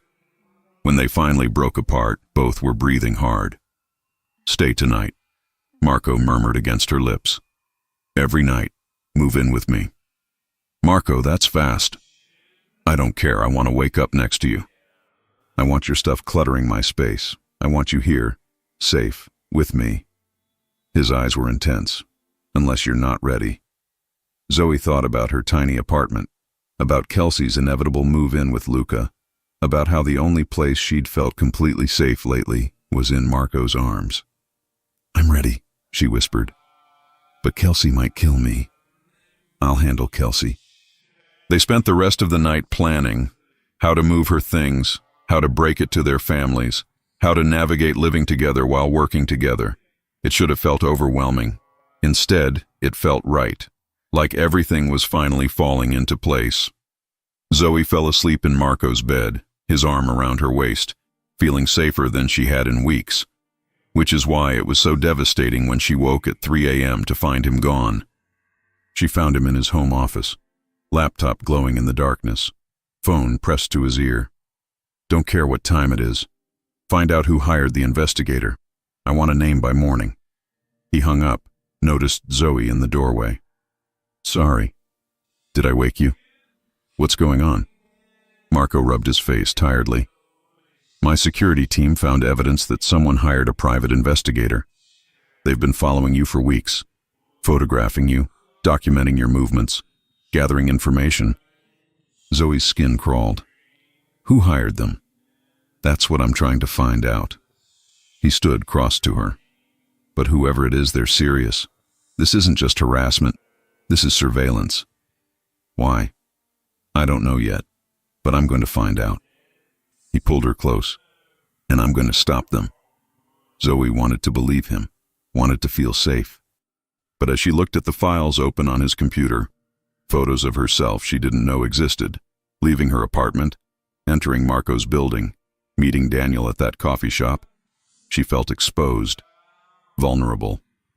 Someone was watching, documenting, planning something. And despite Marco's arms around her, despite his promises of protection, Zoe couldn't shake the feeling that they were running out of time. The next morning, Marco insisted on driving her to the office himself. A security detail was assigned to watch the building, with someone monitoring the garage. The protection felt both reassuring and suffocating. Luca pulled Zoe aside when Marco was in a meeting. "He's worried about you," Luca said quietly. "I've never seen him like this. Protective to the point of obsession. Someone's been stalking me, Luca. I think concern is justified. I'm not criticizing, just warning you. When Marco loves someone, he becomes intense. He'll do whatever it takes to keep you safe. I can handle intense. Can you handle what comes with it?" Luca's expression was serious. His father had people he loved. He protected them through any means necessary. Sometimes that meant things that weren't exactly above board. Marco's not his father. No, but he's his father's son. And if someone threatens you, I'm not sure there's a line he wouldn't cross. The words stayed with Zoe all day. That evening, as she and Marco reviewed final gala details, she watched him. The way his jaw tightened when his phone buzzed with security updates. The way his hand would find hers, squeeze gently, like he needed to confirm she was still there. He loved her. She didn't doubt that. But what would he do to protect her? And more importantly, what wouldn't he do? She was about to find out, because the next morning, Marco's security team identified who hired the private investigator. And the name changed everything. It was my mother. Marco's voice was flat, emotionless, but Zoe could see the muscle twitching in his jaw, the white-knuckle grip on his phone. "Isabella?" Zoe's mind spun. "Why would your mother hire someone to follow me?" "Not to follow you, to protect you." Marco dropped into his office chair, exhausted. "Apparently she's been having you monitored since Nona's party. When Carmela questioned whether you were genuine, my mother decided to prove you were." Zoe sat down slowly. "She had me investigated. She claims it was for your protection, to make sure no one from my father's old world was targeting you, to document that you weren't being threatened or manipulated." Marco's laugh was bitter. She thought she was helping. Those texts, the harassment, that wasn't her. That's someone else. But her PI might have inadvertently tipped someone off that you were important to me. He looked up, eyes red-rimmed. "I'm so sorry." "My family is overwhelming," Zoe finished. "Intrusive? Absolutely insane?" "All of the above." Despite everything, Zoe almost laughed. "What did you say to her?" "Things I probably shouldn't have. Luca had to physically stop me from driving to her house at midnight." Marco stood pacing. "She's coming here this morning. To explain herself. To apologize to you." "Marco, I don't need—" "Yes, you do. And she needs to hear what this did. How it made you feel unsafe in your own life." His voice was steel. "She crossed a line. An hour later, Isabella arrived. She looked smaller somehow, older. Her usual confidence dimmed. "Zoe, dear." "Don't." Marco's voice cut through the office. "You don't get to dear her right now." Isabella flinched. She sat in the chair across from Zoe, hands folded in her lap. "I owe you an explanation and an apology." "Start with the explanation," Zoe said quietly. "When Carmela questioned your intentions, I was furious, but also worried. What if she was right? What if someone was using you to get to Marco?" Isabella's eyes were bright with unshed tears. "I've watched people try to manipulate my son his entire life. I couldn't bear the thought of you being another one. So you had me followed. I had someone verify you were who you claimed to be, that no one was threatening you, that your feelings for Marco were genuine." Isabella's voice broke slightly. "I know it was wrong. I know I violated your privacy. But I was trying to protect both of you." "From what?" Zoe demanded. "I'm not a threat. I'm not manipulating him. I'm just in love with him. I know that now. The reports made it very clear." Isabella pulled out a folder, slid it across the desk. "Everything we collected, I'm giving it to you. You can destroy it, keep it, whatever you want. It's yours." Zoe opened the folder. Photos of herself, going to work, meeting Kelsey for coffee, entering Marco's building. Detailed notes about her daily routine, her finances, her background check. It was violating, invasive, and somehow, in Isabella's twisted way, protective. "This is insane," Zoe said finally. "You know that, right? This is absolutely insane." "I know. Normal mothers don't hire private investigators to stalk their sons' girlfriends. I've never claimed to be normal." Marco made a frustrated sound. She's right, though." Zoe looked at Isabella. "You did this because you love him. In a completely inappropriate, boundary-violating way, but love." Isabella nodded, tears finally spilling. "He's my only child, my whole heart. And after losing his father, after watching him struggle to build something good out of something terrible, I can't lose him to someone who doesn't really see him." "I see him," Zoe said firmly. "I see him clearly, and I love what I see. I know that now. The investigators' reports made it painfully obvious." Isabella wiped her eyes. "You have lunch with your mother every Sunday and send her half your paycheck. You work 16-hour days on this gala because you want it to be perfect for Marco, not for yourself. You read the same book 3 times because it's his favorite, trying to understand why he loves it." Her voice softened. "You're real, and you love my son the way he deserves to be loved." Zoe felt her own eyes burning. "Then why does it feel like I'm constantly being tested?" "Because you are. Not by me anymore. I'm done testing. But by this world, by this life, by everyone who wants to use Marco for their own purposes." Isabella leaned forward. "If you're going to be part of this family, you need to understand. People will always question you, always assume you have ulterior motives. It's exhausting and unfair and constant. I can handle it. Can you?" Isabella's gaze was penetrating. "Can you handle photographers following you? Business rivals using you to get to Marco? People from the old world trying to hurt him through you? Because that's what this life means." Zoe looked at Marco. He was watching her with an expression that broke her heart. Hope and fear and love all tangled together. "Yes," she said firmly. "I can handle it, because he's worth it." Marco crossed the room, pulled her into his arms. "You don't have to." "I want to. I choose this. I choose you. All of it." Isabella stood. "Then I'll leave you two alone. But Zoe, thank you for loving him, for staying even when we make it impossible." She moved to the door, paused. "And I truly am sorry. I won't interfere again." After she left, Zoe and Marco stood in silence for a long moment. "Your family is a lot," Zoe finally said. "I know. If you want to run, I'd understand." "I'm not running." She pulled back to look at him. "But we need ground rules. With your mother, with your family. Clear boundaries." "Agreed. Whatever you need. I need you to trust that I can handle things. not send your mother or security or anyone to protect me without asking. That's going to be hard for me. I know, but necessary. She kissed him softly. We're partners, Marco. That means you don't get to make all the decisions about my safety or my life, even if I'm terrified of losing you, especially then. He nodded slowly. Okay, partners, equal decision-making. I'll try. That's all I ask. The next week passed in a blur of final gala preparations. The mysterious texter went silent.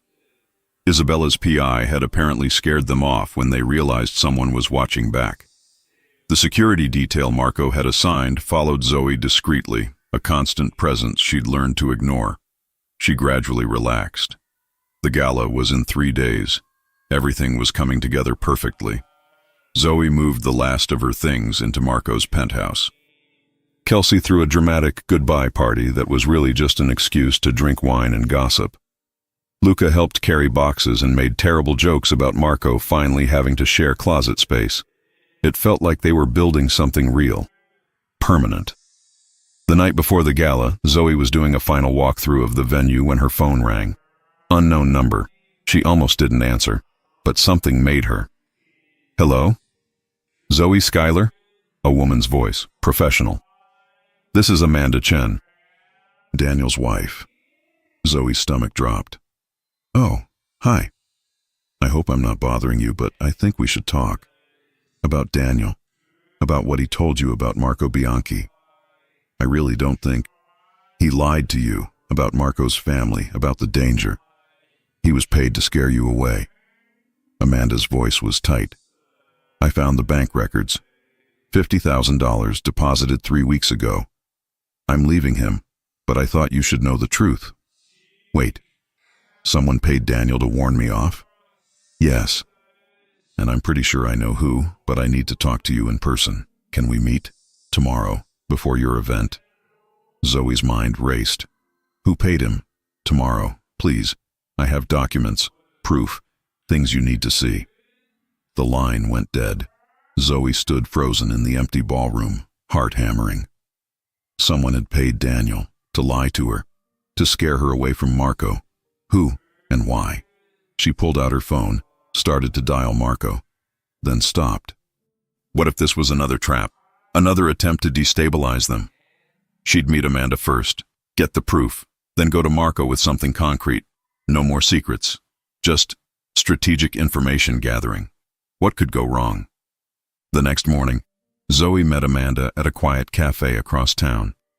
Daniel's wife was polished, professional, with the hardened look of someone who'd been disappointed too many times.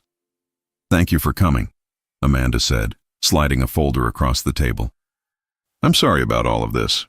I didn't know what Daniel was involved in until I found these. Zoe opened the folder. Bank statements showing a $50,000 deposit. Email printouts between Daniel and an encrypted email address. Instructions to discourage the Schuyler woman and emphasize family danger. Do you know who sent these? Zoe asked. The emails are encrypted, but I had a tech friend trace them. They originated from a firm that represents several families in... Amanda hesitated. In circles connected to Marco's father's old world. People who worked with the Bianchi family years ago. Zoe's blood went cold. Why would they want me gone? I don't know. But whatever you're involved in with Marco Bianchi, someone powerful wants you out of the picture. Someone with resources and connections. Have you told anyone else about this? Just you. And now I'm deleting everything and pretending I never saw it. I have kids, Zoe. I can't get mixed up in whatever this is. Amanda stood. Be careful. These aren't people who play fair. After Amanda left, Zoe sat with the documents, mind reeling. Someone from the old world. Someone who'd worked with Marco's father. Someone who saw her as a threat. But why? She pulled out her phone to call Marco. Zoe Schuyler. She looked up. A man stood beside her table. Older, silver-haired, wearing an expensive suit. His smile didn't reach his eyes. I'm sorry, do I know you? Not yet, but you should. He sat without invitation. My name is Vincent Castellano, Antonio's brother, and we need to have a very important conversation about your future with Marco Bianchi. Zoe's heart raced. I should call. Please don't. This conversation is better had privately. His voice was steel wrapped in silk. You're a lovely girl, smart, genuine, clearly smitten with young Marco. But you're also a problem. Excuse me? Our families have been negotiating a more comprehensive partnership, one that would be greatly strengthened by a marriage alliance between our children. He smiled coldly. Between Marco and my niece Sofia. Zoe remembered Sofia, quiet, beautiful Sofia Castellano from the dinners. Marco and I are together, for now, but you're a temporary comfort, a distraction. Vincent leaned forward. Marco has responsibilities, to his family, to our business arrangement, to building something that honors his father's memory. We paid Daniel Chen to scare you off thinking you'd see reason. Obviously that didn't work. So now I'm asking directly, how much do you want to disappear quietly? Fury burned through Zoe's shock. I'm not for sale. Everyone's for sale. It's just a matter of price. Not me, and not Marco. She stood, grabbing her bag. Your plan failed. Marco loves me. I love him. And whatever arranged marriage you're planning, he'll never agree to it. Vincent's expression hardened. Then you're putting him in a very difficult position, one that might force us to reconsider our entire business relationship. Millions of dollars, dozens of jobs, his mother's financial security, all at risk because he chose a girl who doesn't understand our world. The words hit like a slap, but Zoe held her ground. If your business relationship depends on controlling his personal life, then maybe it's not worth having. She walked out before he could respond, hands shaking so hard she could barely dial. Marco answered on the first ring. Zoe, what's wrong? Where are you? Office. What happened? I'm coming to you. Right now. We need to talk. She made it to his building in 15 minutes, practically ran to his office. Marco met her at the door, took one look at her face, and pulled her inside. Talk to me. She told him everything. Amanda, the documents, Vincent Castellano's ambush. Marco's expression went from concern to fury to something cold and dangerous. Vincent approached you, directly. He said they want you to marry Sofia, that our relationship is jeopardizing some business deal, that he paid Daniel to scare me off. Son of a bitch. Marco pulled out his phone, dialed. Antonio, we need to talk. Now. Your brother just threatened my girlfriend and admitted to paying someone to harass her. A pause. I don't care about the meeting. Get here. This is more important. He hung up, turned to Zoe. I'm ending this. The Castellano partnership, all of it. If they think they can manipulate me through you, Marco, wait, think about this. There's nothing to think about. They crossed a line. But what if he's right? What if walking away costs your company millions? Costs people their jobs? Then I'll find another way. I always do. He cupped her face. But I won't sacrifice you. Not for any deal, any amount of money, any business relationship. You are more important than all of it. Tears stung her eyes. You'd really give up that much? In a heartbeat. He kissed her softly. You're my priority. Always. A knock interrupted them. Luca entered, face grim. Antonio Castellano is here, with Sofia and Vincent. They're demanding to see both of you. Marco and Zoe exchanged glances. Showtime, Marco said, taking her hand. Ready? Not even a little bit. Good. Neither am I, but we're doing this anyway.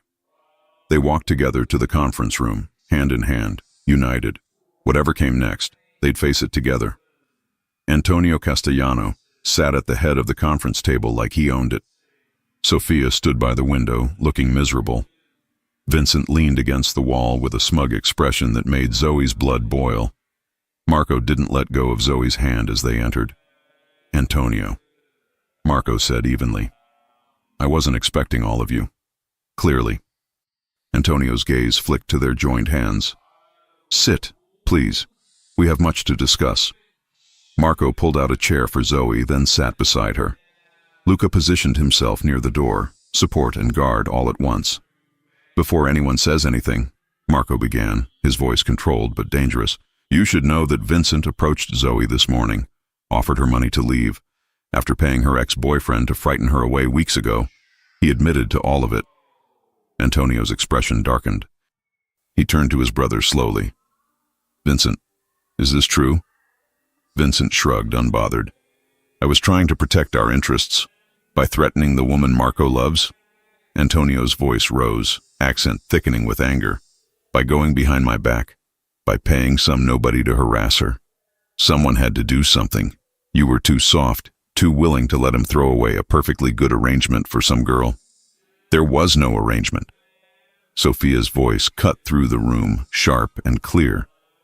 Everyone turned to stare at her.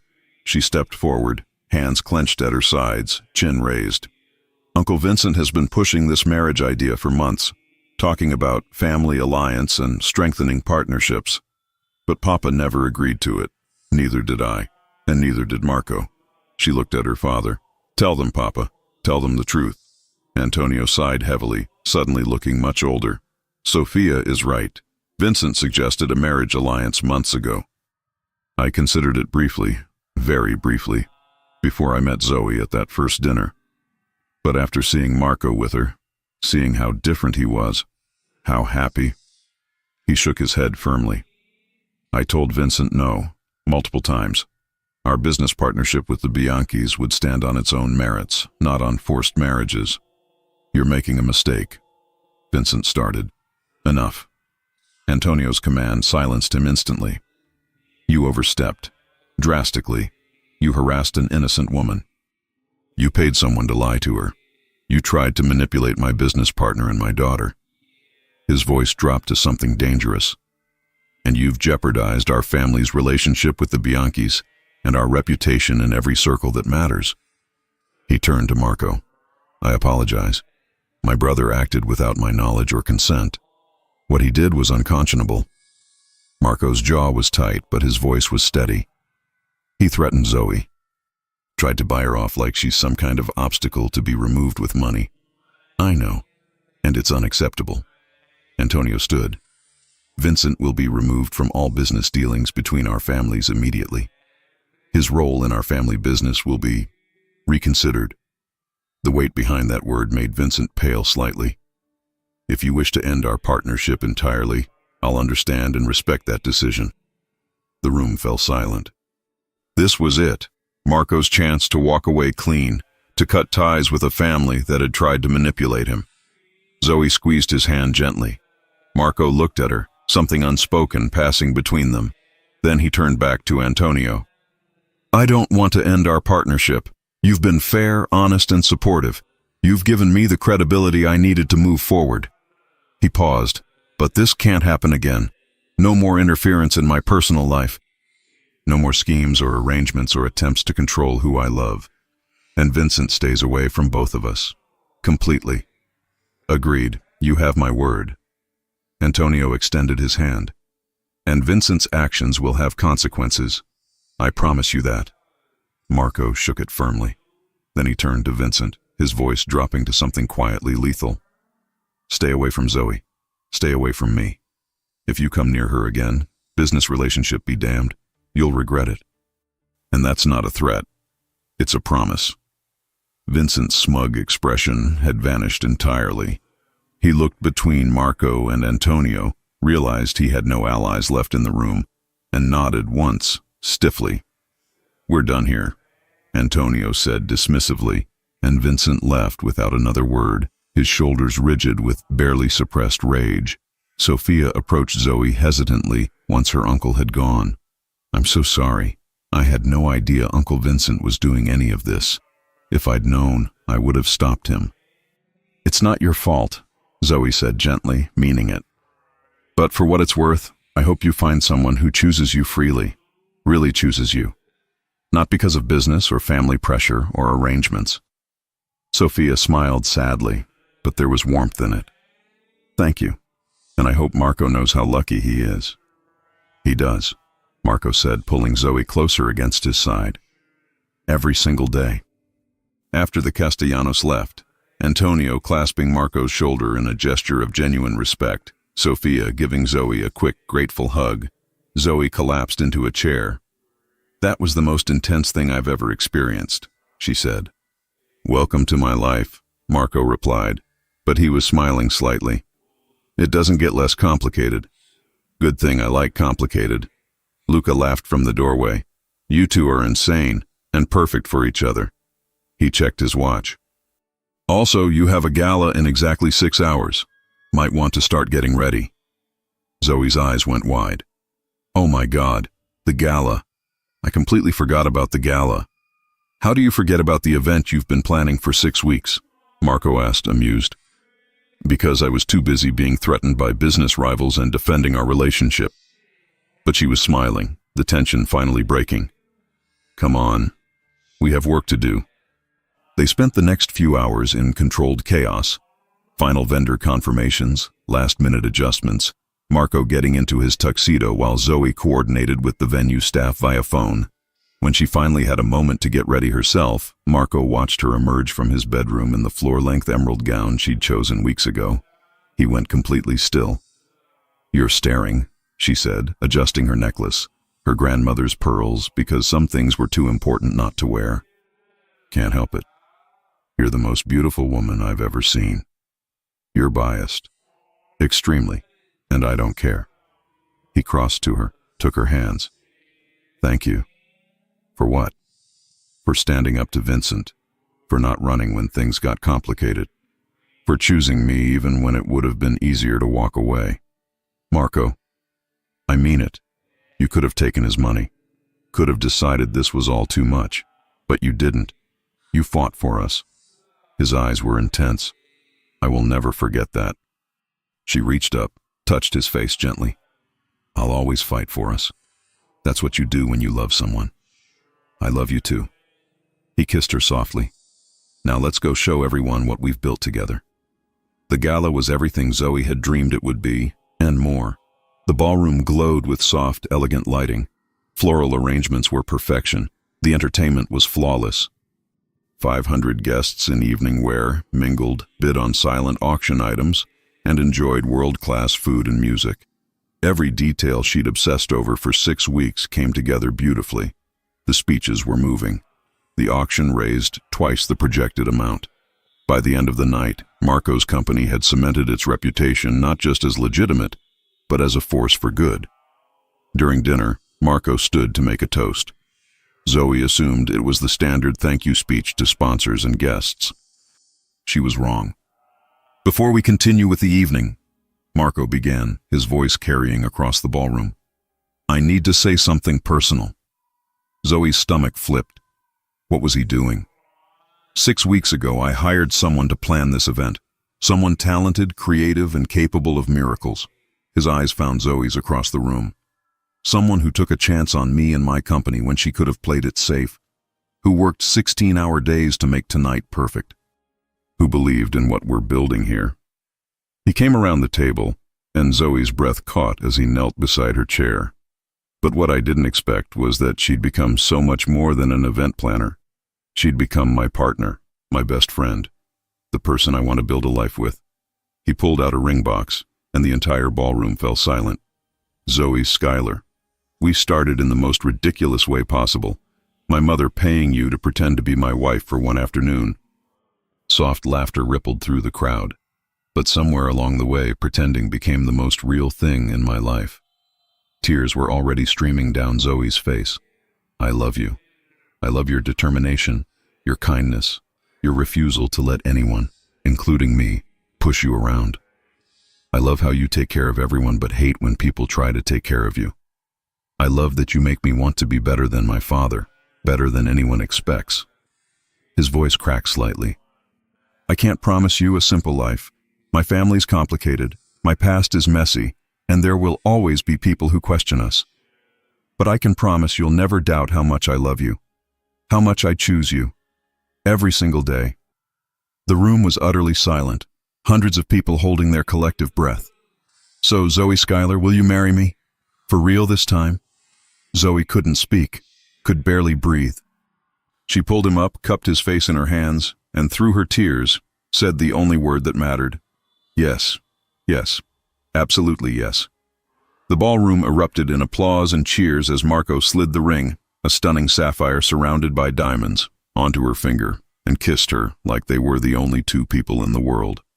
When they finally broke apart, both laughing and crying, the celebration was deafening. Isabella appeared, sobbing happy tears, pulling them both into a hug. I knew it. From that first night, I knew. Ma, you paid her to pretend, Marco reminded her, but he was grinning. And look how well it worked out. Isabella was unrepentant, radiating joy. Best $10,000 I ever spent. Kelsey materialized next, screaming, practically tackling Zoe. Oh my God, oh my God, oh my God. Luca hugged Marco, then leaned close to murmur something that made Marco laugh and shove him away affectionately. Even Aunt Carmela appeared, pulling Zoe aside with surprising gentleness. You're good for him, dear. Don't let anyone, not Vincent, not anyone, tell you different. You belong here. The rest of the evening was a blur of congratulations, celebration, and joy. The gala continued around them, but Zoe and Marco existed in their own bubble, hands clasped, unable to stop smiling. As the last guests filtered out and venue staff began cleanup, Marco pulled Zoe onto the empty dance floor. Dance with me, fiancé, he said, and she loved the way that word sounded in his voice. They swayed together to silence. No music needed, just the two of them and the soft glow of lights being dimmed around them. This night was perfect, Zoe whispered. You made it perfect. The event, the moment, everything. We made it perfect, together. Marco kissed her temple, held her closer. 3 months. Small ceremony. Just family and close friends. Perfect. She looked up at him. And, Marco? No more secrets from here on out.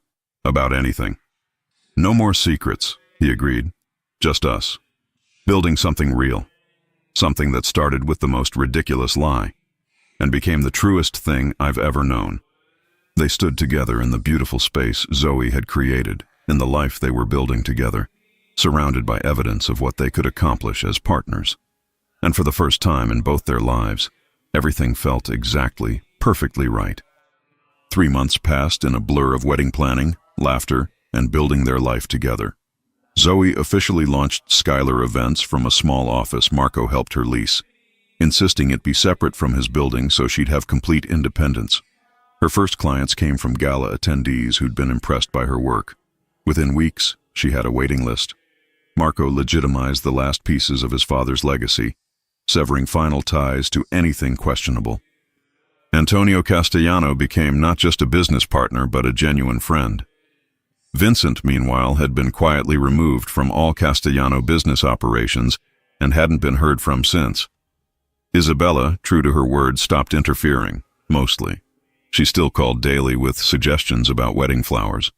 But Zoe had learned to deflect with affection rather than frustration. The wedding venue was the same vineyard where Marco had proposed all those months ago. Intimate, beautiful, meaningful. 80 guests, close family, real friends. Simple elegance instead of ostentatious displays. The morning of the wedding, Zoe stood in the bridal suite staring at her reflection. The dress was ivory silk, fitted bodice with delicate lace sleeves, flowing skirt that moved like water. Her grandmother's pearls, always her grandmother's pearls, rested at her throat. Kelsey stood behind her, eyes already red. You're so beautiful I can't even make a joke. Zoe's mother, Linda, appeared at her side, squeezing her hand. Your grandmother would be so proud, sweetheart. Trevor, her younger brother, poked his head in, now looking surprisingly grown up in his suit. Ready, sis? More than anything. He offered his arm. Then let's get you married. The ceremony was outdoors, chairs arranged in neat rows facing an arch wrapped in white roses and greenery. A string quartet played softly as guests took their seats. Isabella sat in the front row in pale lavender, dabbing at her eyes before the ceremony even started. Luca stood as best man beside Marco, looking uncharacteristically emotional. Kelsey waited at the end of the aisle as maid of honor, clutching her bouquet like a lifeline. And at the altar, waiting with barely contained emotion, stood Marco. Charcoal suit, white shirt, no tie, just like he'd wanted.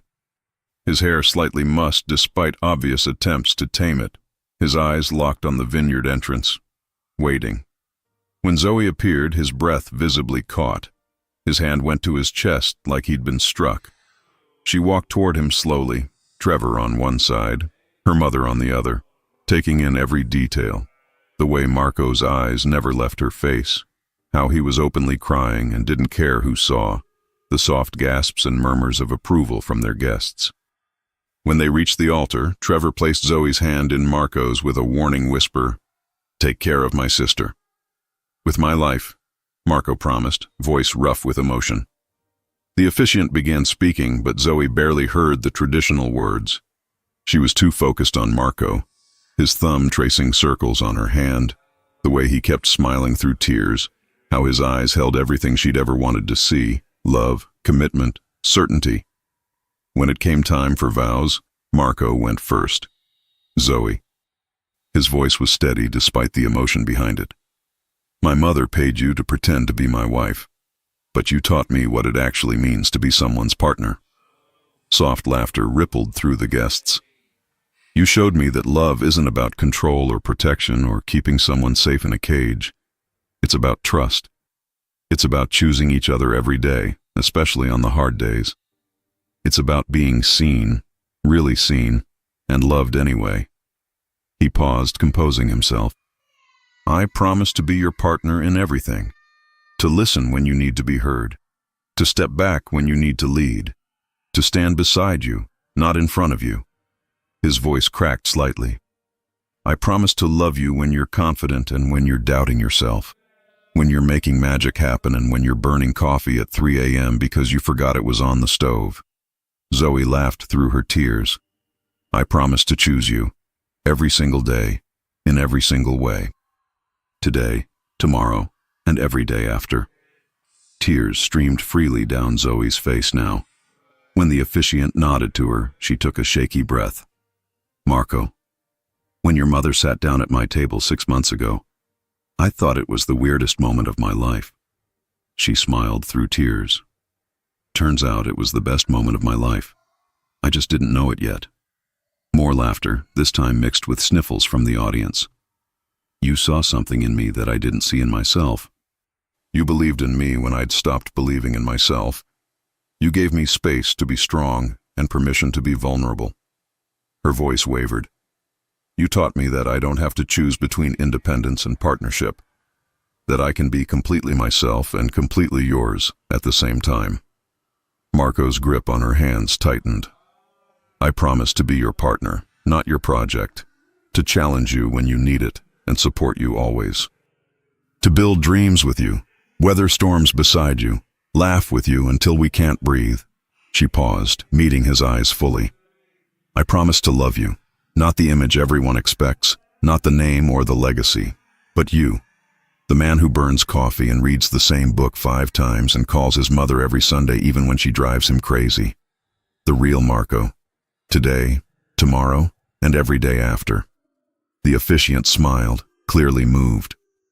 "By the power vested in me, I now pronounce you husband and wife. You may—" Marco didn't wait. He pulled Zoe into his arms and kissed her deeply, thoroughly, while their guests erupted in applause and cheers. When they finally pulled apart, both were laughing through tears.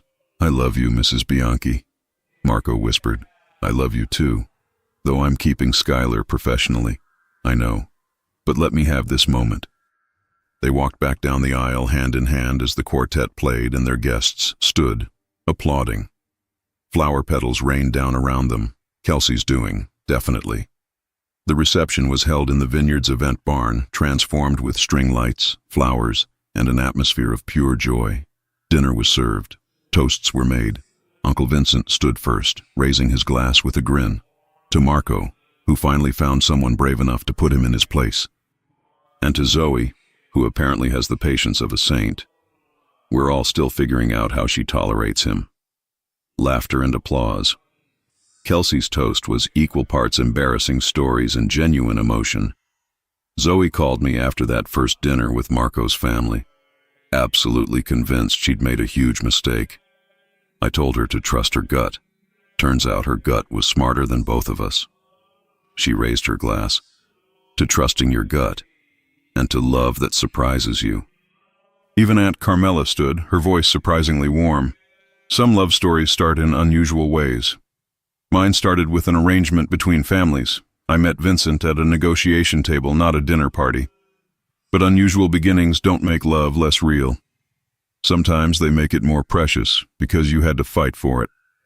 She looked at Marco and Zoe with genuine affection. To fighting for love, and winning. The toasts continued. Marco's business partners, Zoe's former colleagues, friends from both their lives now woven together. When it was Isabella's turn, she stood with tears already flowing. I did something crazy 6 months ago. I saw a beautiful, graceful woman eating alone, and I had a feeling. So I sat down and made her the most ridiculous offer imaginable. She smiled at Zoe. I don't know if it was intuition or desperation or divine intervention, but I know it was the best decision I ever made. Not for me, but for my son. Because you gave him something I never could. A partner who sees him, not the legacy. Someone who chose him freely, not out of obligation. Her voice broke. Thank you for loving my boy, and thank you for letting me be part of this beautiful story. There wasn't a dry eye in the room. The first dance was to an old jazz standard Marco had played for Zoe months ago during one of their late-night conversations. They swayed together, unbothered by the crowd watching, focused only on each other. What are you thinking? Zoe asked softly. That I want to remember this exact moment forever. You in my arms, our family and friends around us, knowing that tomorrow we get to wake up and do this all over again. Do what? Choose each other. She rested her head against his chest, let the music and his heartbeat surround her. Best choice I ever made. Mine too. The evening continued with dancing, laughter, and joy. At one point, Zoe found herself swept into a dance with Uncle Vincent, who told her stories about young Marco that made her laugh until she cried. Marco danced with Isabella, who whispered something that made him hug her tightly. Luca and Kelsey slow danced, trying to pretend it wasn't significant when everyone could see it absolutely was. As the night wound down and guests began to leave, Marco and Zoe stood by the exit, thanking everyone for coming. Antonio Castellano embraced them both. You've built something good here, both of you. Don't let anyone tell you otherwise. Sophia hugged Zoe tightly. I'm so happy for you. This is what it's supposed to look like. You'll find it too, Zoe assured her. I hope so. Finally, it was just family left. Isabella, Vincent, Carmela, Luca, Kelsey, Linda, Trevor. They stood together in the vineyard under the stars, sharing one last glass of wine. To new beginnings, Isabella toasted. To family, the one you're born into and the one you choose, Luca added. To love that survives absolutely everything, Kelsey said, squeezing Zoe's hand. They clinked glasses, and in that moment, surrounded by the people they loved most, Zoe felt something settle in her chest. This was home, not a place, but these people, this love, this life they'd built together through chaos and comedy and choosing each other again and again. Marco pulled her aside as the family began to disperse, leading her to a quiet corner of the vineyard where they could see the stars. Happy? He asked. Deliriously. No regrets? Not a single one. She turned in his arms. Do you ever think about that first night, when your mother ambushed me? All the time. Do you think we would have met without her interference? Marco considered. Probably not. We moved in different worlds. I would have stayed closed off, convinced I didn't have time for relationships.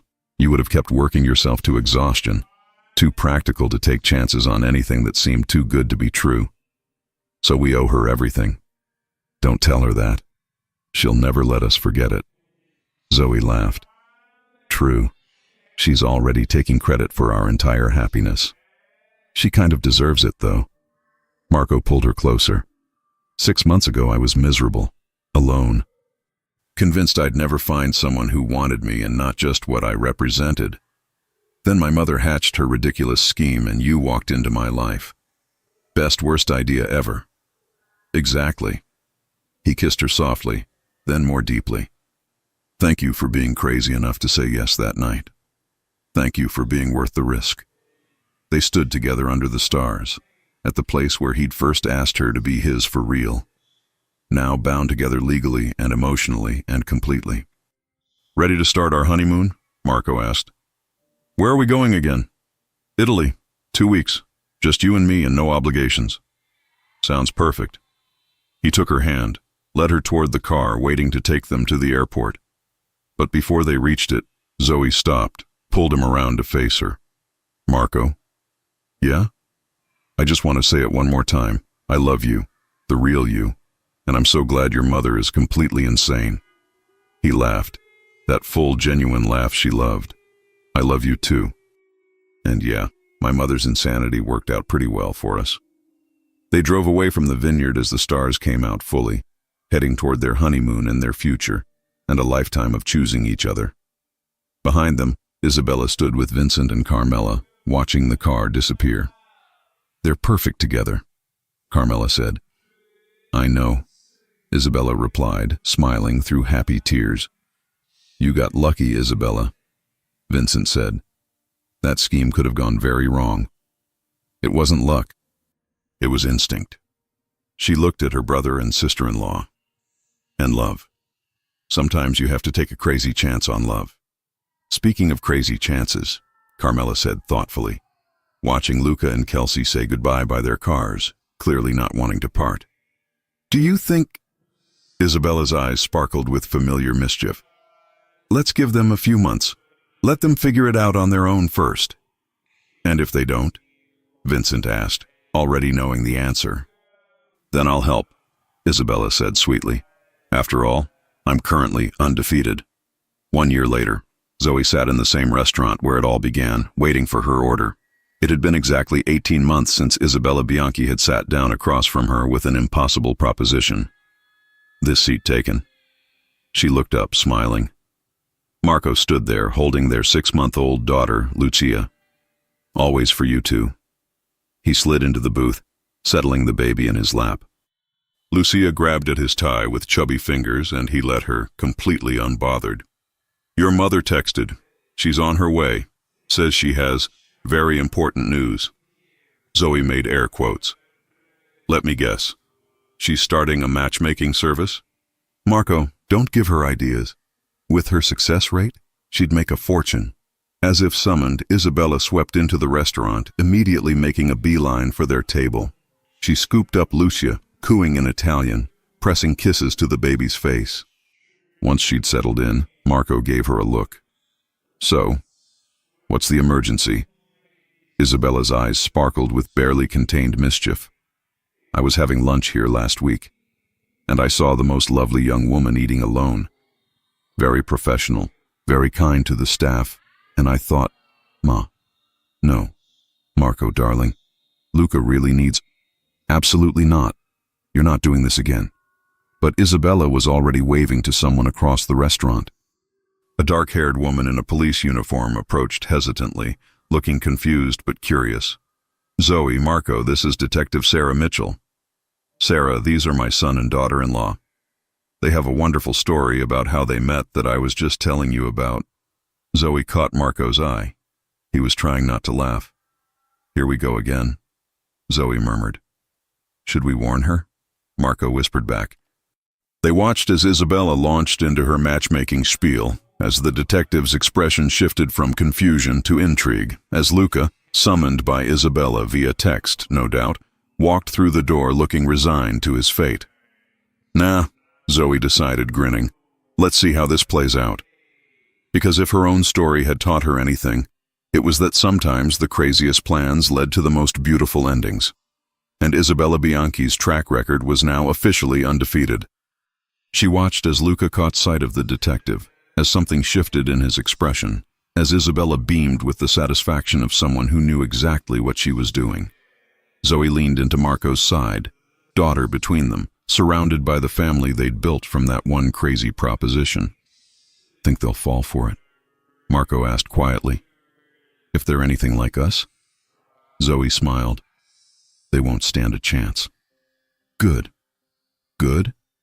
Everyone deserves the kind of happiness we found. He kissed her temple, hand finding hers. Even if it starts with a ridiculous lie told by my completely insane mother. Especially then, because in the end, that was the truth of it.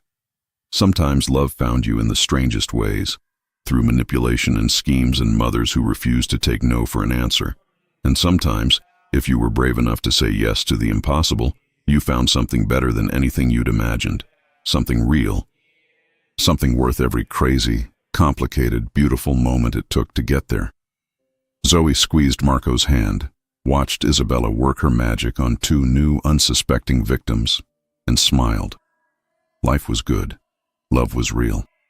And somewhere in the universe, Fate and Isabella Bianchi were high-fiving,